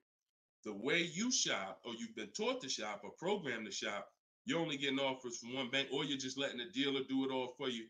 That's where your buyer's remorse comes from. That's where your skepticism about, did I really get the best rate, come from. So we won't know what the best rate is until we get all the bids. And that's how we do it. So everything that I'm teaching y'all is part of what's in my book, rated 4.9 on Goodreads. It's called Cars from Home, 7 Steps to Saving Time, Money, and Avoiding Dealers. You could keep typing your questions, because Dolan's going to pull the next question in. You can put it up on the screen now, Dolan. Put the next question up. But all of you could get your copy. for 75% off as long as you get to my website before the 30 minutes expires. This is a welcome offer. Normal price of the book is $97, and it's worth every penny. It's worth actually thousands. But special welcome offer, you get it for 75% off in my TikTok bio, in my Instagram bio, or in the comment section on YouTube or Facebook. Okay, this is Monty from YouTube. She said, my mother's looking to start a new lease soon, but she only drives 5,000 a year. What's the best option? Low mileage lease if she's not keeping the car. So if she's not keeping the car, Monty, watch this. I run this scenario a lot, and I want y'all to, because some of you, you were taught never to lease. If you stick around this channel long enough, you'll see probably within minutes that that's some of the worst advice that you've ever listened to. If you don't keep your cars 8 years, so we'll talk about that. And we show examples. It's not even up for debate. People who try to debate it, they're emotional and they're tied to old advice. So once you have decided you're leasing, which means I'm not keeping my car 8 years, I want to avoid that depreciation, then I need to be shopping for aggressive lease deals, because it's the short term. Again, this is another unseen expense, depreciation. This is why, look, when you buy your car today, you buy a $40,000 car today, you try to take that car back to the dealership a month later, what's it worth? You try to take, you buy a car today for 40,000. You try to take that car back to the dealer a month later. Is it worth 40,000? Right? No. A month. You might have even not you might have not even driven it. But that's the way depreciation works. You don't have to drive the car. In fact, here's another scenario. You could park the car outside your house for a year. You buy it for 40,000, park it right outside your house, don't even touch it. Just start it every now and then to keep the engine running. You come back a year later, that car is not worth 40,000. It's worth probably 32. Dang, how did I lose that much value and I didn't even drive it 1 mile? Depreciation. That's called the unseen expense. So whenever you hear me talk about the unseen expense, it's depreciation. So your job is to find the strategies, which is what I teach, to make sure you avoid the depreciation hit. So if you buy a car, Monty, even if she doesn't drive it, even if she only drives it 5,000 per year, 5,000 miles a year, like you're saying, she's losing value. And what she's doing when she replaces the car is she's hoping she could get some of that value back that she lost. It really never happens. Who understands that when you go to trade your car in, you never get what you really thought you were going to get for the car, right? Now, I'm going to ask you a question. Everyone who has a car outside that's 10 years old or more, 10 years old or more, type me in the comments. Matter of fact, let me know how many years you've had the car. That's a better one. Type how many years you've had the car. And for those of you who just came to the show, this is our Thursday, 12 p.m. live show. We're actually live right now. This isn't a rebroadcast, although we do rebroadcast these shows throughout the day, all day, so that you can actually catch up, watch the replay. But this is our time. We're live Monday, Tuesday, Thursday, and Friday, 12 p.m. and 3 p.m. Make sure you're here. If you want to engage with us, make sure you're here. If you want to tell your friends, this is the time to be here. Okay, so we got people 11 years. Can Skin on Instagram, 11 years, 13 years. Jessica on YouTube, I see you. 6-year Jeep Wrangler. Well, I wanted to hear from people who are longer. 2018 Sakia. So, all right, 15 Tahoe. Okay, I'm talking about the people who've had a car 10 years or more. One thing about you that listen, are y'all worried about how much you're really going to get for that car? Are you overly worried about it? Most of you are going to say, no, not really. It's worth a couple thousand, but you've used most of the value. You understand that? Look, Big Meek said I got 08 4Runner on TikTok. So we understand when you have kept your car long term, I'm not concerned with resale value much, because my whole goal with having this car was to use up most of the value. So that's what you do if you're a buyer. If you're not going to get to this level, this is what I'm telling you, that you are now losing because the depreciation of your car is the highest in the first 5-6 years. So in order for you to win, you have to keep that car, what I call the 8-year rule, 8 years. That's when the depreciation starts to level out, where you're not losing value like this. And so regardless of how much you're driving, that's not the key. That's not the key. Monty's mom is driving 5,000 miles a year. Who's a high mileage driver driving more than 18,000 miles a year? Type HM. I want you to know, I want to cover all the bases for this question here. Oh, what doesn't matter whether you're a high mileage driver, low mileage driver, it has nothing to do with how much you drive, because that's not what's killing you. It's the depreciation based on the time you have owned the vehicle. And if you're not keeping that car 8 years, you should be shopping for aggressive leases. Now, before we go to the next question, I'm going to show y'all an example of why it is impossible. Yes, impossible. No way, shape, form, fashion. You can get a great deal if you purchase, but you should have leased. Okay? Let's use this scenario. Let's use Frina. Let's use Frina as an example. So Zafrina, she picks up, and you can see this date. She's recent. This is just, not too long ago. So Frina gets a $65,000 Jeep Grand Cherokee. She uses my system. You can see she uses the Cars from Home system, where she gets bids, multiple bids. We get at least 5. So don't look at this price and be like, oh, Deshone, that looks incredible. Yeah, that's because we get this through bidding. You get the best price. That's what we do here. So stick around, you'll understand if you're new to the show. But she's paying $579 a month for a $65,000 Jeep Grand Cherokee. Just so we can, let me level this out for y'all.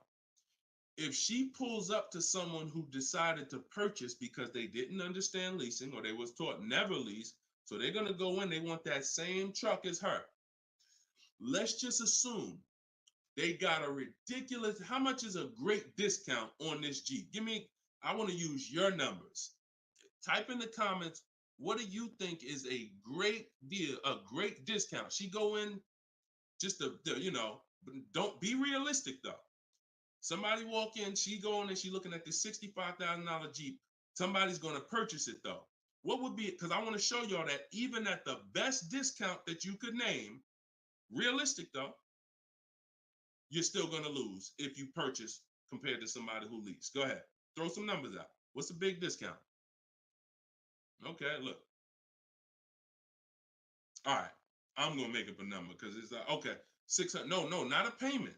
Not a payment. I'm talking about, okay, Aux the Pro said 20%. Now, we already know saving 20% off a new car is pretty much never going to happen, right? We can agree. That's usually never going to happen, 20% off the price. Let's see how much 20% is. So 10% will be $6,500. 20% would be $13,000. So let's say they knock $13,000, an impossible discount. Someday somehow we do something never been done before. They end up getting this car for $53,000. $53,000. Every $5,000 on a loan is how much per month, y'all? Some of you know, some of you seen my videos, some of you been on the show before. Every $5,000 on a loan is about how much per month? $100. Exactly. So let's do this math now. Continuing to drive this point home that there is no way for you to get a great deal when you purchase, but you should have leased. So the same person who just got this unbelievable, never gonna happen discount of 20% off a brand new car, $53,000, what's their car payment? $53,000, car payment's about $1,050 a month. $1,050 a month for 5 years. Let's just say they take another year on the loan. They say instead of a 5-year loan, let's take a 6-year loan. $900 a month for 6 years. Freena's paying $579. Is that sinking in? Type $ if that's sinking in. that, whoa, you telling me, Deshone, the same price that this person just got, and she got a ridiculous lease on it, she's paying $579 a month, even if a person got an never gonna happen discount. I literally just took what my man here on Instagram threw out, and he knew he was throwing out something crazy by saying 20%. Even with the 20%, payments $500 a month more than Freener got leasing it. Now let's do one more scenario here. One more. See, all of this is what I'm teaching. This is in my book. This is why the book is 4.9. Goodreads.com. Thank you to everybody who's reviewed the book, Cars from Home, 7 Steps to Saving Time, Money, and Avoiding Dealerships. One more scenario. Let's throw a used car in here. So we already looked at Freener's deal, brand new, great lease. Second, brand new, never gonna happen discount. Now let's throw a used one in there. Let's say somebody says, you know what? I'm looking for a hold on, I want to put that back up, Dolan. Let's keep that up because we're talking about this scenario. So please put Freener's deal back up on the screen, Dolan. Matter of fact, here I got it right in front of me. All right. So we got third scenario here. Somebody now is saying, all right, I'm gonna find that truck used though.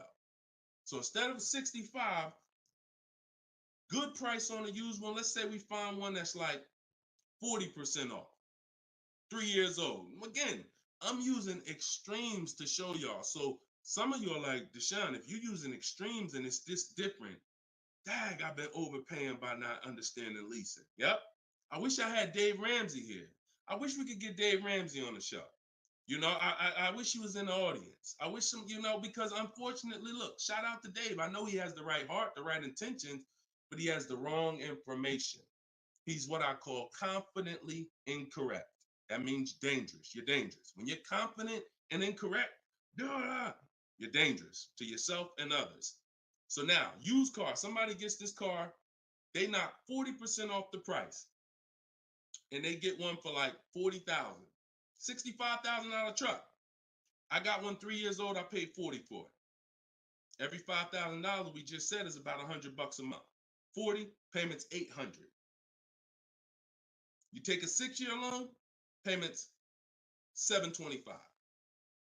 On a used one, we're no longer even talking apples to apples with the vehicle. On a used one,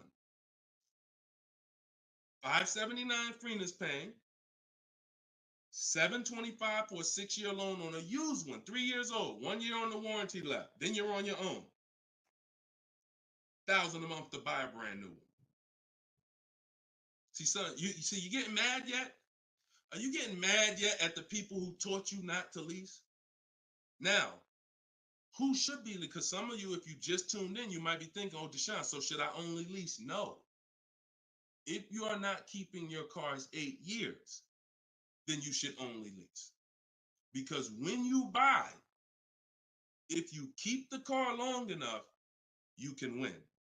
Because you're going to pay double what Freener's paying if you buy a brand new one. You're going to pay more on a used one, but eventually you pay off the car, you keep it 8, 10, 12 years. The longer you keep it, you can catch up. You're still not going to, you get what I'm saying? Because Freener's always going to have a payment. If she keeps leasing, she's always going to have a payment. But if you keep buying your cars, trading them in 5 years, trading them in 6 years, trading them in 4 years, you are no way, shape, or form even close to this. You're thousands and thousands of dollars away. There's thousands of dollars more every year coming out of your bank account than someone who understands leasing. Yeah. Tell your parents, tell your cousins, tell your brothers, tell your spouse. This is what I've been ranting about for years, trying to get you to understand. That's why I say there's no way to get a great deal if you don't understand. If your deal's on the wrong foundation, no way to get a great deal. It's impossible, no matter how much you save on the car. Okay? So yeah, we go deep on that today. Good. I'm happy we got a chance to go deep. All right. I see a lot of people typing $signs. You understand. All right, Dolan, shoot the next question up. Skinner, I see you on YouTube, man. It's real. It's real. This is what we do, man. I'm glad we gotta look. I'm the bad news first person, so don't think I gotta share the bad news first, and then but I'm also giving you the olive branch to like you can change this. You can start doing things different. You can start shopping different. You can learn how to make these people big. So go ahead, shoot the next question up, Dolan. Let's keep them coming. We're Thursday. We're live right now, y'all. So if you just jumped on the show, this is our live 12 p.m. show. Type your questions, and can y'all tap the screen on TikTok? Can we shoot those likes up? Can we? If you're gonna spend time with us and you're getting value out of what we're doing, I need everybody who's getting value hit the like button and start tapping the screen if you're on TikTok just to show that. Run those likes up. All right, I see it. See y'all lighting it up already. All right, Facebook, James. I'm an old school guy that was told not to let anyone run my credit. I'm not even sure how to download your book. Maybe you could walk us old timers through the process of downloading it. Unfortunately, I teach an online system. I'll be the first one to tell you my system's online. My system's right here in front of a computer. I've worked personally with probably 1,600 people personally in my coaching program since 2021. They got to know how to use a computer. I've had older people who get their children, who get their grandchildren come because and sorry y'all, my eyes are watering. I got a little something trying to jump on me, but we good. But I would be lying to you if I told you this isn't based on because we use copy and paste systems. You're sending emails. So that's one thing I can say. I wish I could, tell you otherwise, but if you want to use what I teach, I mean, now I've had people who get their grandchildren or get their children because my system to get great deals only takes 90 minutes. It only takes 90 minutes. That's why when you go to the page and you see my book, a lot of you are going to see the first thing I say on my website is this will teach you how to get below market deals in as quick as 48 hours. And the time you're putting in to get those deals is probably going to be about 90 minutes once you learn, as I walk you through my 7-step process. But you got to know how to use a computer. So I'm just being real with you. Like, I wouldn't tell you to get the book if you're not comfortable sending emails, copying and pasting, because it is an online system. So I would tell you, call one of your family members who's computer savvy. Tell them, hey, get this book, work this for me, help granddad out, help dad out. And not only are you helping yourself, but they'll now have a skill so that they can learn, so that they're now making dealers bid and they're at home. That's just me being as honest as possible with you. All right.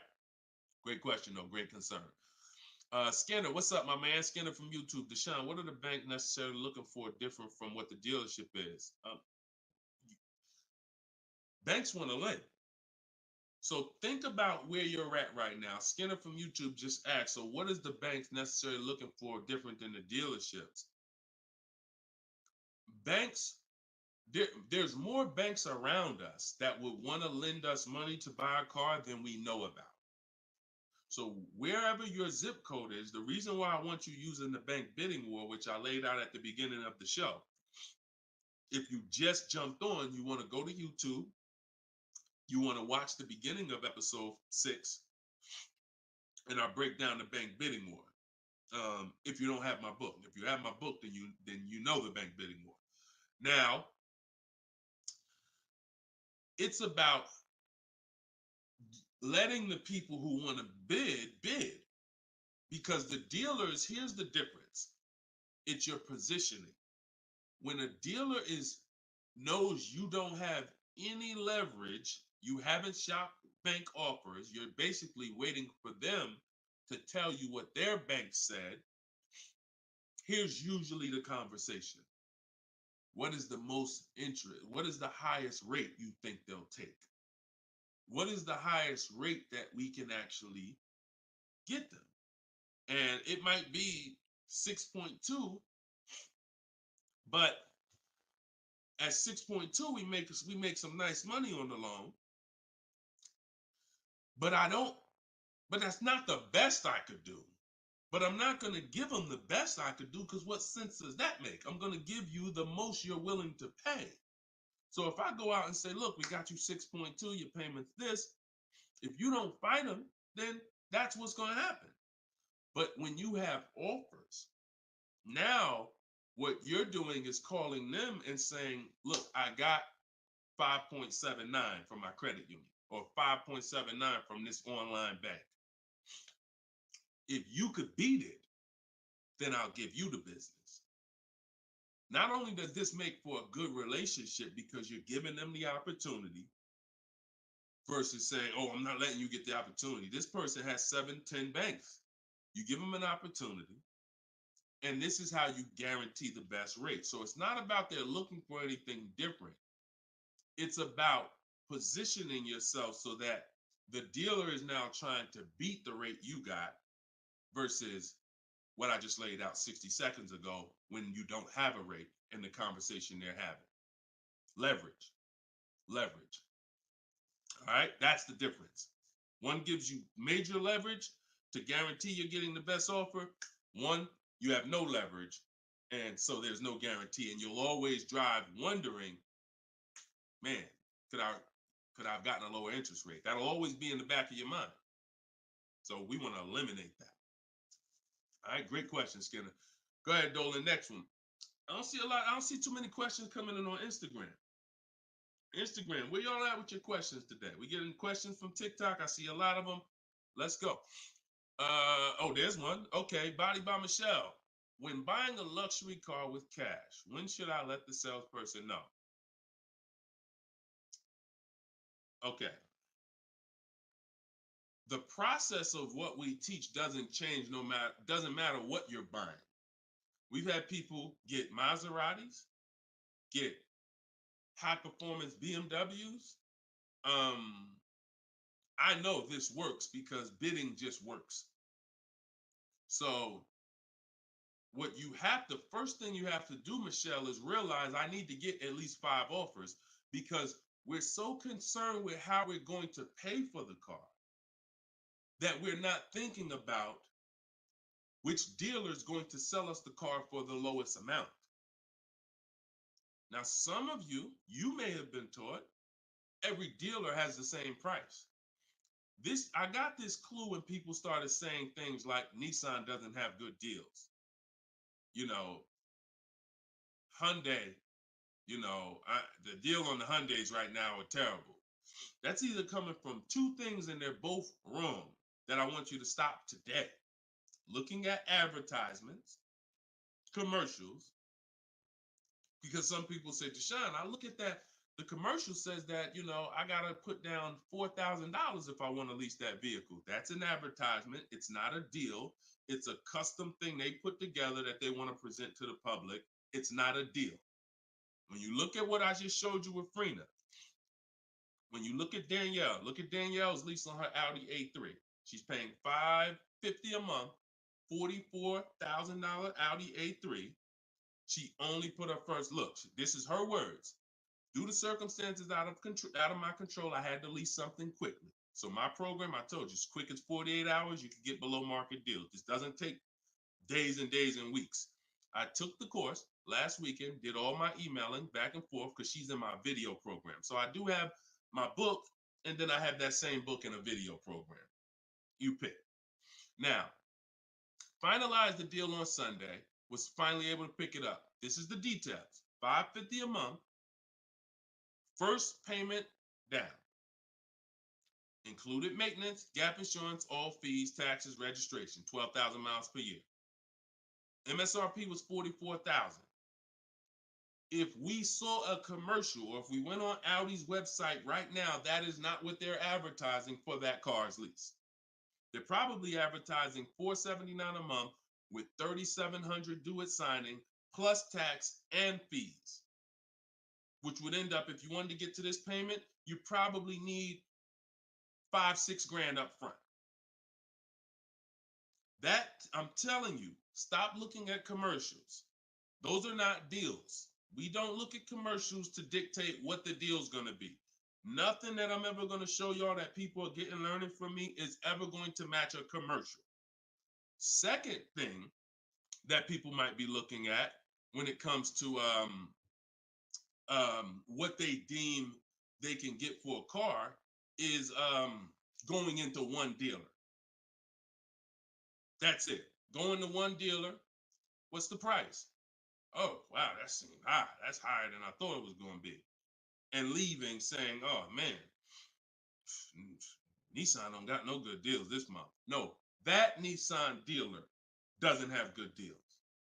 And again, you have no leverage. So the first thing I want you to think about, Michelle, is changing the way you shop so that you can forget about how you're going to pay for the vehicle. First paramount thing is to make sure that I'm getting 5 offers, because we've done the statistics. I got people all around the country shopping that report to me. 80% of dealers are overpriced. I'm telling you numbers that I don't want you to ever forget. 80%. That means out of 100 dealers, 80 are overpriced. 20 are the great prices. So you're not going to walk into a dealer and get a great price, because you have more of a shot of walking into an 80% dealer than you do a 20%. So you stay at home. You could do it my way, which is in my book, totally online. You use my scripts, use my templates, they're copy and paste. Or if you want to do it your way, you can call around and get several quotes. But you need to get at least 5, because you're going to be amazed how different the quotes are. One dealer's charging $550, another dealer's charging this, another dealer's charging this. Hey, that's a $5,000 difference. That's the way it should be. That's the way it should be. Okay, so that's what you focus on, Michelle. Forget it. If you're going to pay cash, keep that in the background. People walk into a dealership all the time. You see it on internet. They make videos about it. Oh, I'm walking in, man, about to get this Lamborghini. Yeah, I want that black one right there. Boom. All right, write him up. Let's get him out of here as fast as possible before he realizes what he needs to ask. Okay, and he don't want to look like he's negotiating. You're going to overpay all the time. People celebrate the cars, but they overpaying for them. So don't focus on how I'm getting the car. Focus on, let me get these offers so I can make sure I get the best price. Once I get the best price, here's the cash. Okay? Great question. Shoot the next one up, Dolan. We're live, y'all. This is our Thursday, 12 p.m. show. We'll be live for about an hour. So we're going to try to get through as many questions as possible, but I don't like to give short answers. And for those of you who like to shine, I want all the answers in one spot. That's in my new book. It's a digital book. It's called Cars from Home, 7 Steps to Saving Time, Money, and Avoiding Dealers. And you can get yours, have everything I teach in one spot. If you get the 75% off price, it's $24. It'll be in your inbox in 5 minutes. You can get it in my TikTok bio. You can get it in my Instagram bio, or on Facebook, YouTube. We got a link in the comment section for you that you can get your copy at 75% off. But it's only for 30 minutes. Once the timer expires, it does go back up to the $97 price. Okay, YouTube, Hanako. Sorry, hold on. Eyes water, I'm sorry. All right, YouTube, Hanako. What if you guess incorrectly on what your yearly mileage will be for a lease? Can you renegotiate your lease if you will go over the mileage? So some brands will let you buy mileage before the lease ends. So you can buy them, but I think BMW has it where you can buy the mileage for like 15 cents, but you can't be within like the last 3 months or last 6 months, something like that. So everybody, if you do have that option, you want to call your leasing company and you want to see. But I teach to estimate your miles. Like I have a chapter in my book. It's not even a chapter. It's like a little section called Choose Your Mileage Wisely, where we walk you through the math. Now, sometimes lifestyle changes. You were working 10 miles from home. Now you're working 30 miles from home. That's understandable. What I like to do is we always do an equity assessment. Who has a lease, but you didn't know you could sell leases? Type of question mark. If you did not know that you could sell a lease, I want you to type a question mark in the comments, because you need to get familiar, and every one of you who are going to be replacing your cars, whether you own it, lease it, anything, you need to get familiar with what we call an equity assessment. Yep, I see a lot of you. So a ton of you have leased cars and you didn't know that you could sell leases. So imagine how much that's cost you so far. Again, I'm the bad news first person. If you dropped off a car without seeing if there was any equity, then you certainly, I mean, there's no guarantee, especially, but if you dropped off a car 2020, 2021, 2022, oh, you most certainly, there's a good chance you had equity because everyone did.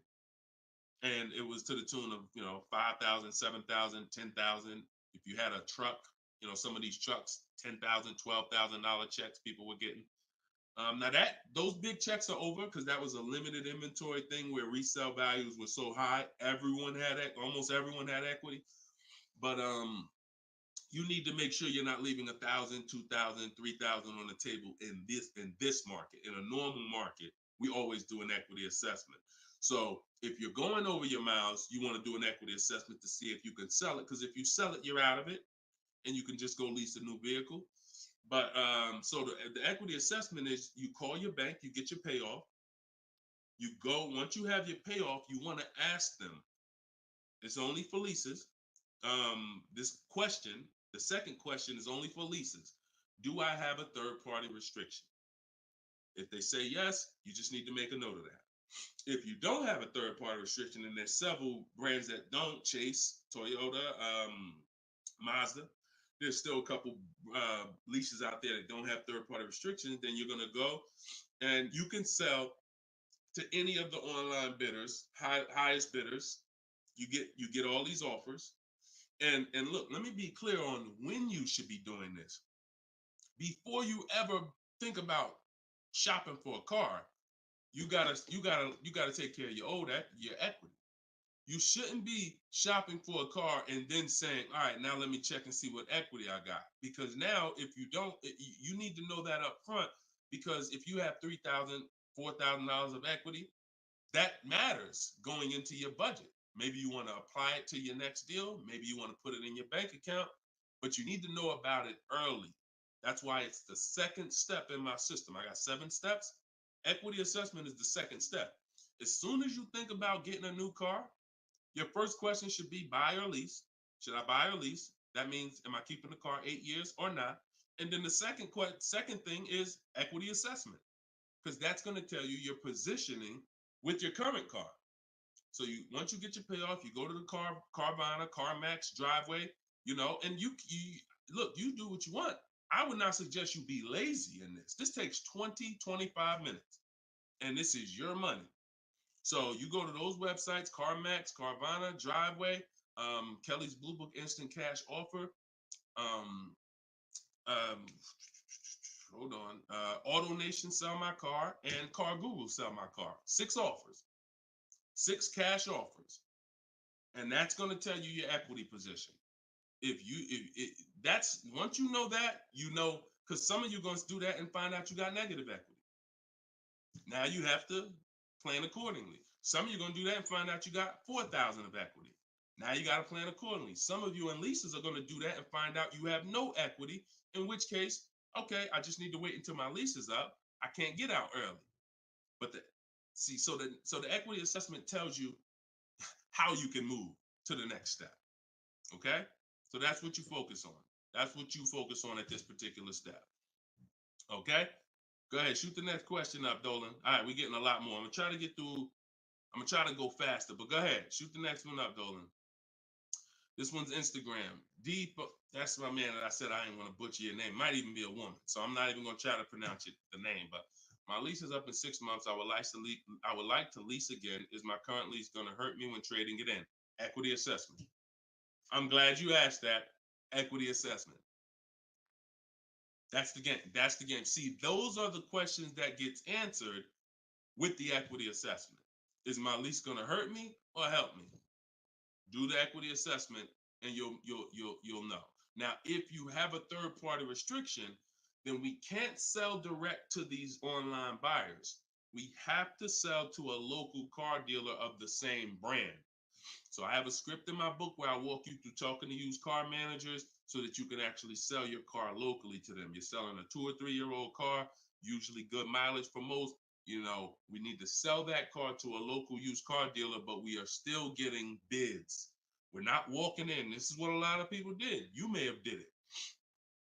Man, I got a third party restriction. I'm gonna just walk into the dealer. hey, yeah, look, I know I got equity. You don't realize how you're making it hard for someone to even help you because you don't know how much equity you got, and now you're coming in and you're not really saying what you know. When you're at home and you're talking to managers, you're talking to people and getting offers for that car, you can speak intelligently. And we only talk to used car managers in those cases. But that's only if you have a third party restriction, because some people, another thing they were doing is buying their cars and then turning around and reselling them. Reason I never do that is because, and nobody who's listened to me, even throughout the pandemic, I don't think we had one person do that, is because when you buy, you pay taxes, you pay fees. So yeah, if I had 5,000 in equity and then I buy the car and resell it, and then I pay 4,000 in taxes and fees, by the time the title gets to me and all of that, I might break even. When we sell direct to a used car manager or a local dealership, we don't pay those fees. So although they might not pay, they're not going to pay as much as CarMax, Driveway, and any of these online bidders, we still get offers from them because we don't have to. They're not going to pay those fees. We're not. Those fees aren't going to come out of our profit. Okay. Equity assessment. Again, D. I'm gonna just call you D. Go ahead. Next question, Dolan. Exactly. Exactly. Auto advisor. Equity assessment. How'd you come up with the auto advisor? That's so funny. I'm just not used to seeing, I'm not used to seeing anything that says the auto advisor unless it's there's a lot of Deshone the Auto Advisor accounts going around inboxing people to buy crypto. I don't do anything but car education. So if it ain't about Cars from Home, my book, if it ain't about Cars from Home, my video library, it ain't about my coaching program, then it is not me. Stephanie from TikTok. So you can ask any lender, even if they don't work with them directly at the dealership? Absolutely. These people lend money. They don't care about selling you a car. People that lend money want to give you a loan. Good question. Absolutely. Go ahead. Shoot the next one up, Dolan. All right. Everybody getting value out of the show so far? Type dollar signs. Let me see the dollar signs. If you're enjoying and you're getting value out of this show, by the way, for those of you who just came, this is live. This is our Thursday live show. We rebroadcast these shows throughout the day, so that everyone can rewatch them. So you might see a rebroadcast, but Monday, Tuesday, Thursday, and Friday, 12 p.m. and 3 p.m. is when we're actually live. So when your coworkers, your family is talking about car shop, you want them here 12 p.m., 3 p.m. We're actually live Monday, Tuesday, Thursday, and Friday, Eastern time. All right. This one's from Instagram. How do you get a great lease deal? Bids. It's the only way. Because all right, so I'm gonna give you an example of how not getting bids will actually deceive you, and you could possibly think you got a great lease deal. So this is Charles. He got a Palisade. Palisade is probably one of the top 5. Definitely throughout the pandemic, it was probably top 5 most popular, SUVs. People were overpaying, and I don't want to, I don't, you might have one. And, unfortunately, a lot of people overpaid for these, and they're still overpaying for them. So he reached out to 3,500 dealers. Now he used my system. So this probably took him about 25 minutes. I have something in my book. My strategy is called the 25 to 5. What that is we're connecting with 25 dealers online. And our goal is to get 5 offers. Because if you want to show earlier, I told you 80% of dealers are overpriced. So we're going to get 5 offers, and they're going to be about $150 to $200 apart minimum. Your best offer when you get bids is going to be about $150 per month to $200 a month cheaper. Now, if you're purchasing, hold on.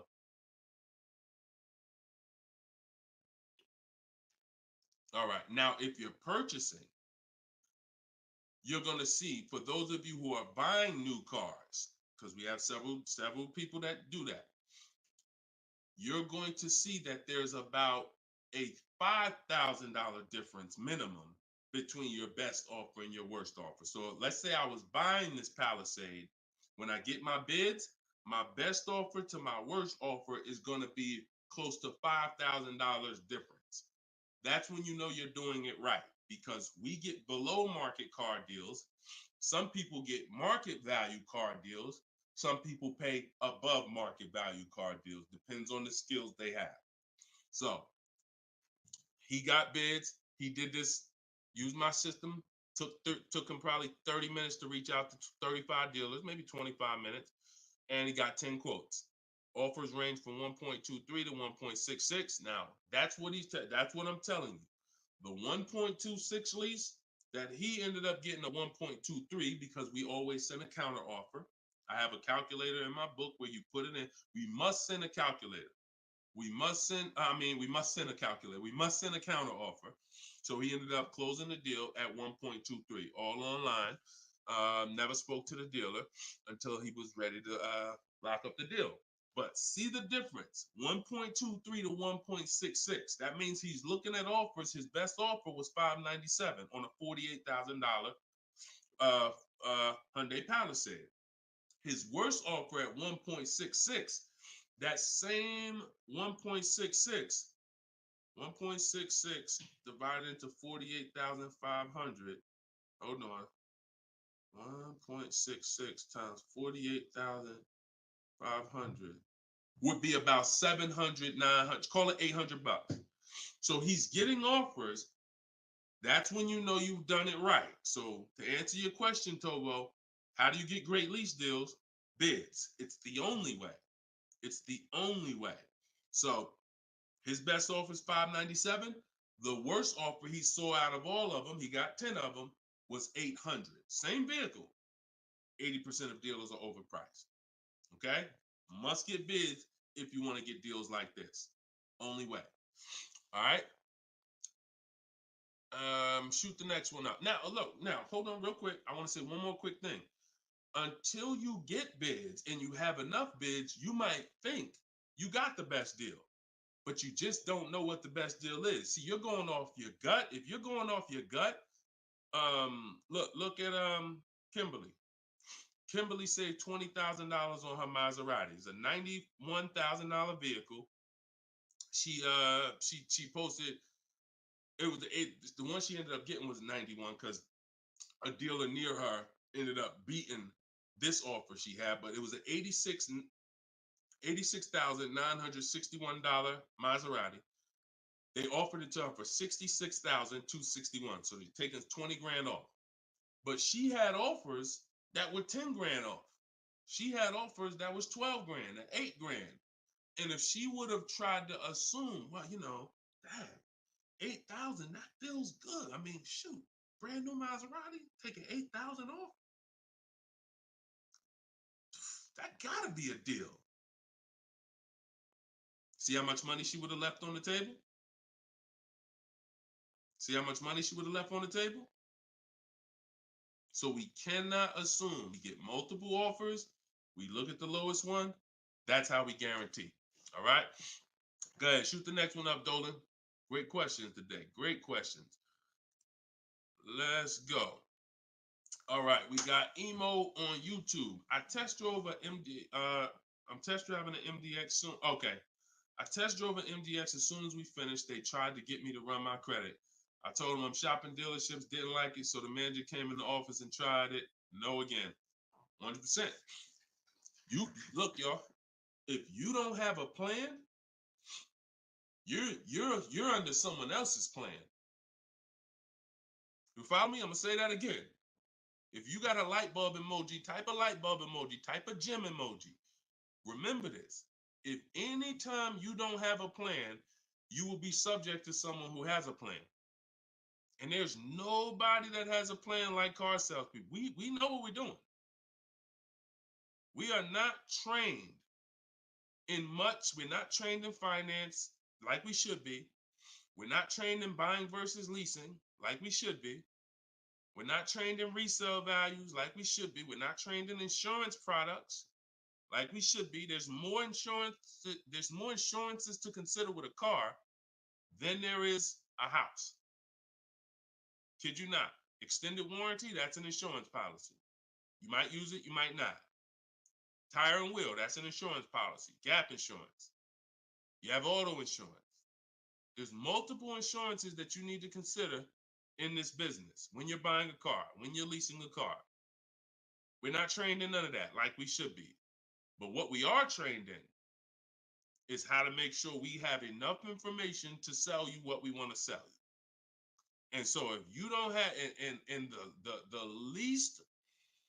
the people with the least integrity, they are certainly going to try to pin you down with the credit check. Can't give you a credit. I can't give you a quote without your credit. Come in. I need you to be here. When can you come? First question they ask, you all right? Who's getting phone calls from dealers right now? Raise your hand and type me if you're getting phone calls from dealers right now for any reason. Bring your car in early. Hey, your lease is almost up. Hey, I saw that we can get you in a new car. We can keep your payment the same. Look, nobody's business. If you're getting phone calls from dealers right now, type me in the comment. Look, Skinner said they blowing me up. So understand the reason why they're doing that is because they want to pin you down. It's just come on in. When can you come in? When I can come in, I get you to talk. Numbers in here, it means you're pinned down. You cannot do this. You're losing all your leverage. So that's why I'm telling you, you're going to shop with a plan if you're following what I'm telling you, if you're following what I teach. Some of you have my book already. Shout out to those who have my book. We're rated 4.9 on Goodreads.com. Appreciate everybody who's reviewed the book. You can get yours for 75% off. It's normally $97, but in my TikTok bio, 30 minutes only, you can get it for 75% off. Instagram bio is $24 if you get the deal in the comment section. But you must have a plan because they have a plan and you don't know who you're dealing with. So that's all I could tell you. But I'm glad you stuck to the guns. Even under the pressure, you didn't let them run your credit. You stuck to the guns. Way to go. All right, go ahead, Dolan. This one's from TikTok. Better to buy used or new? Planning to keep longer than 8 years. Thank you for all that information. Letting me know you understand the 8-year rule. I appreciate you. That's a matter of, okay, so if I'm buying to keep more than 8 years, right? Only question between new or used is a question of budget. Can you get everything you want and need in a new car for your budget? Once you get all your bids, can you get all those bids? Is the best bid that's going to win your business on a new car in your budget comfortably, then get a new car. But now some of you can't afford a new car that covers all your needs. Needs are the most important thing you need to think about. You need to know the difference between wants and needs. Needs is, I got 3 children, I need a third row. Need is, I drive on the highway a lot, I need a car that has good acceleration. That's needs. Needs are things where if you don't get them, you're not going to like the car, you're going to trade it in because it's not doing the basic things you need it to do. That's needs. Wants is, I like to have the sunroof. I don't need it though. But if I can get it in my budget, I'll take it. I like to have this. I like to have that. These are wants. You got to know the difference. Unless your budget can buy everything. But if you can't get everything you want and need in a new car for your budget, then we go used. But if you get everything you want, there's plenty of people who are like, you know what, Deshone, I am a long-term person. I'm keeping more than 8 years. I could afford both. I only get a car every, only once a decade. I want to get a new one. That's fine.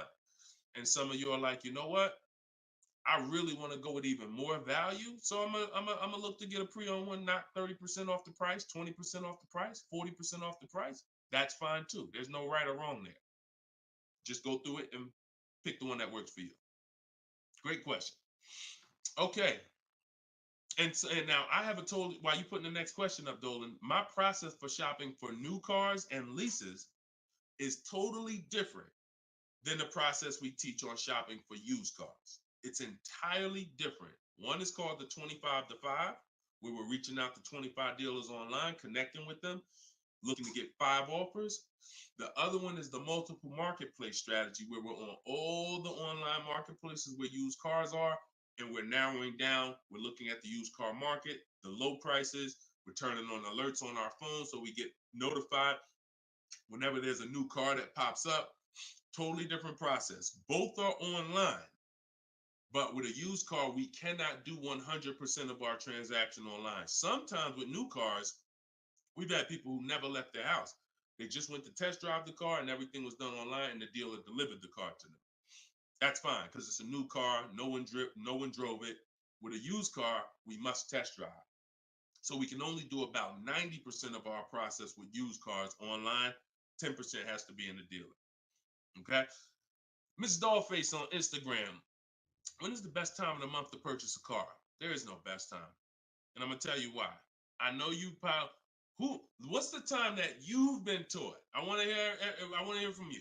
Like go to your keyboard right now. What is the time that you've been taught is best during the month to buy a car?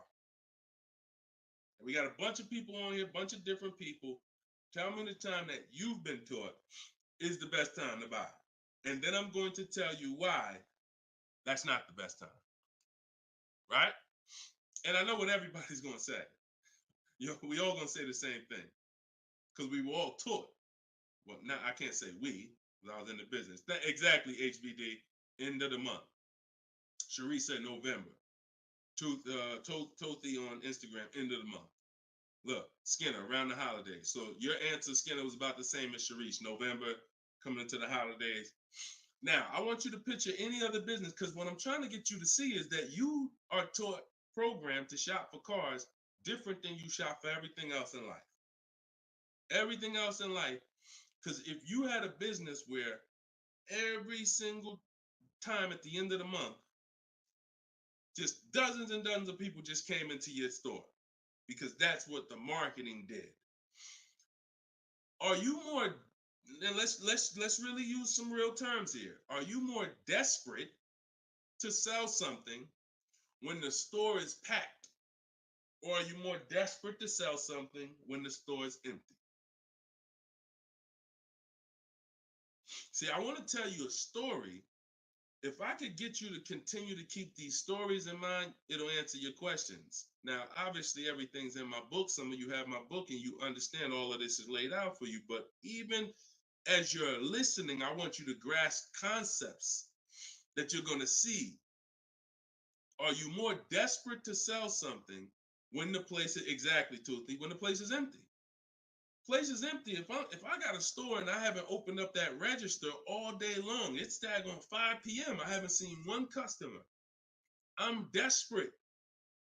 But if the store is packed, man, I ain't thinking, what are we giving deals for? You know what I'm saying? What are we giving deals for?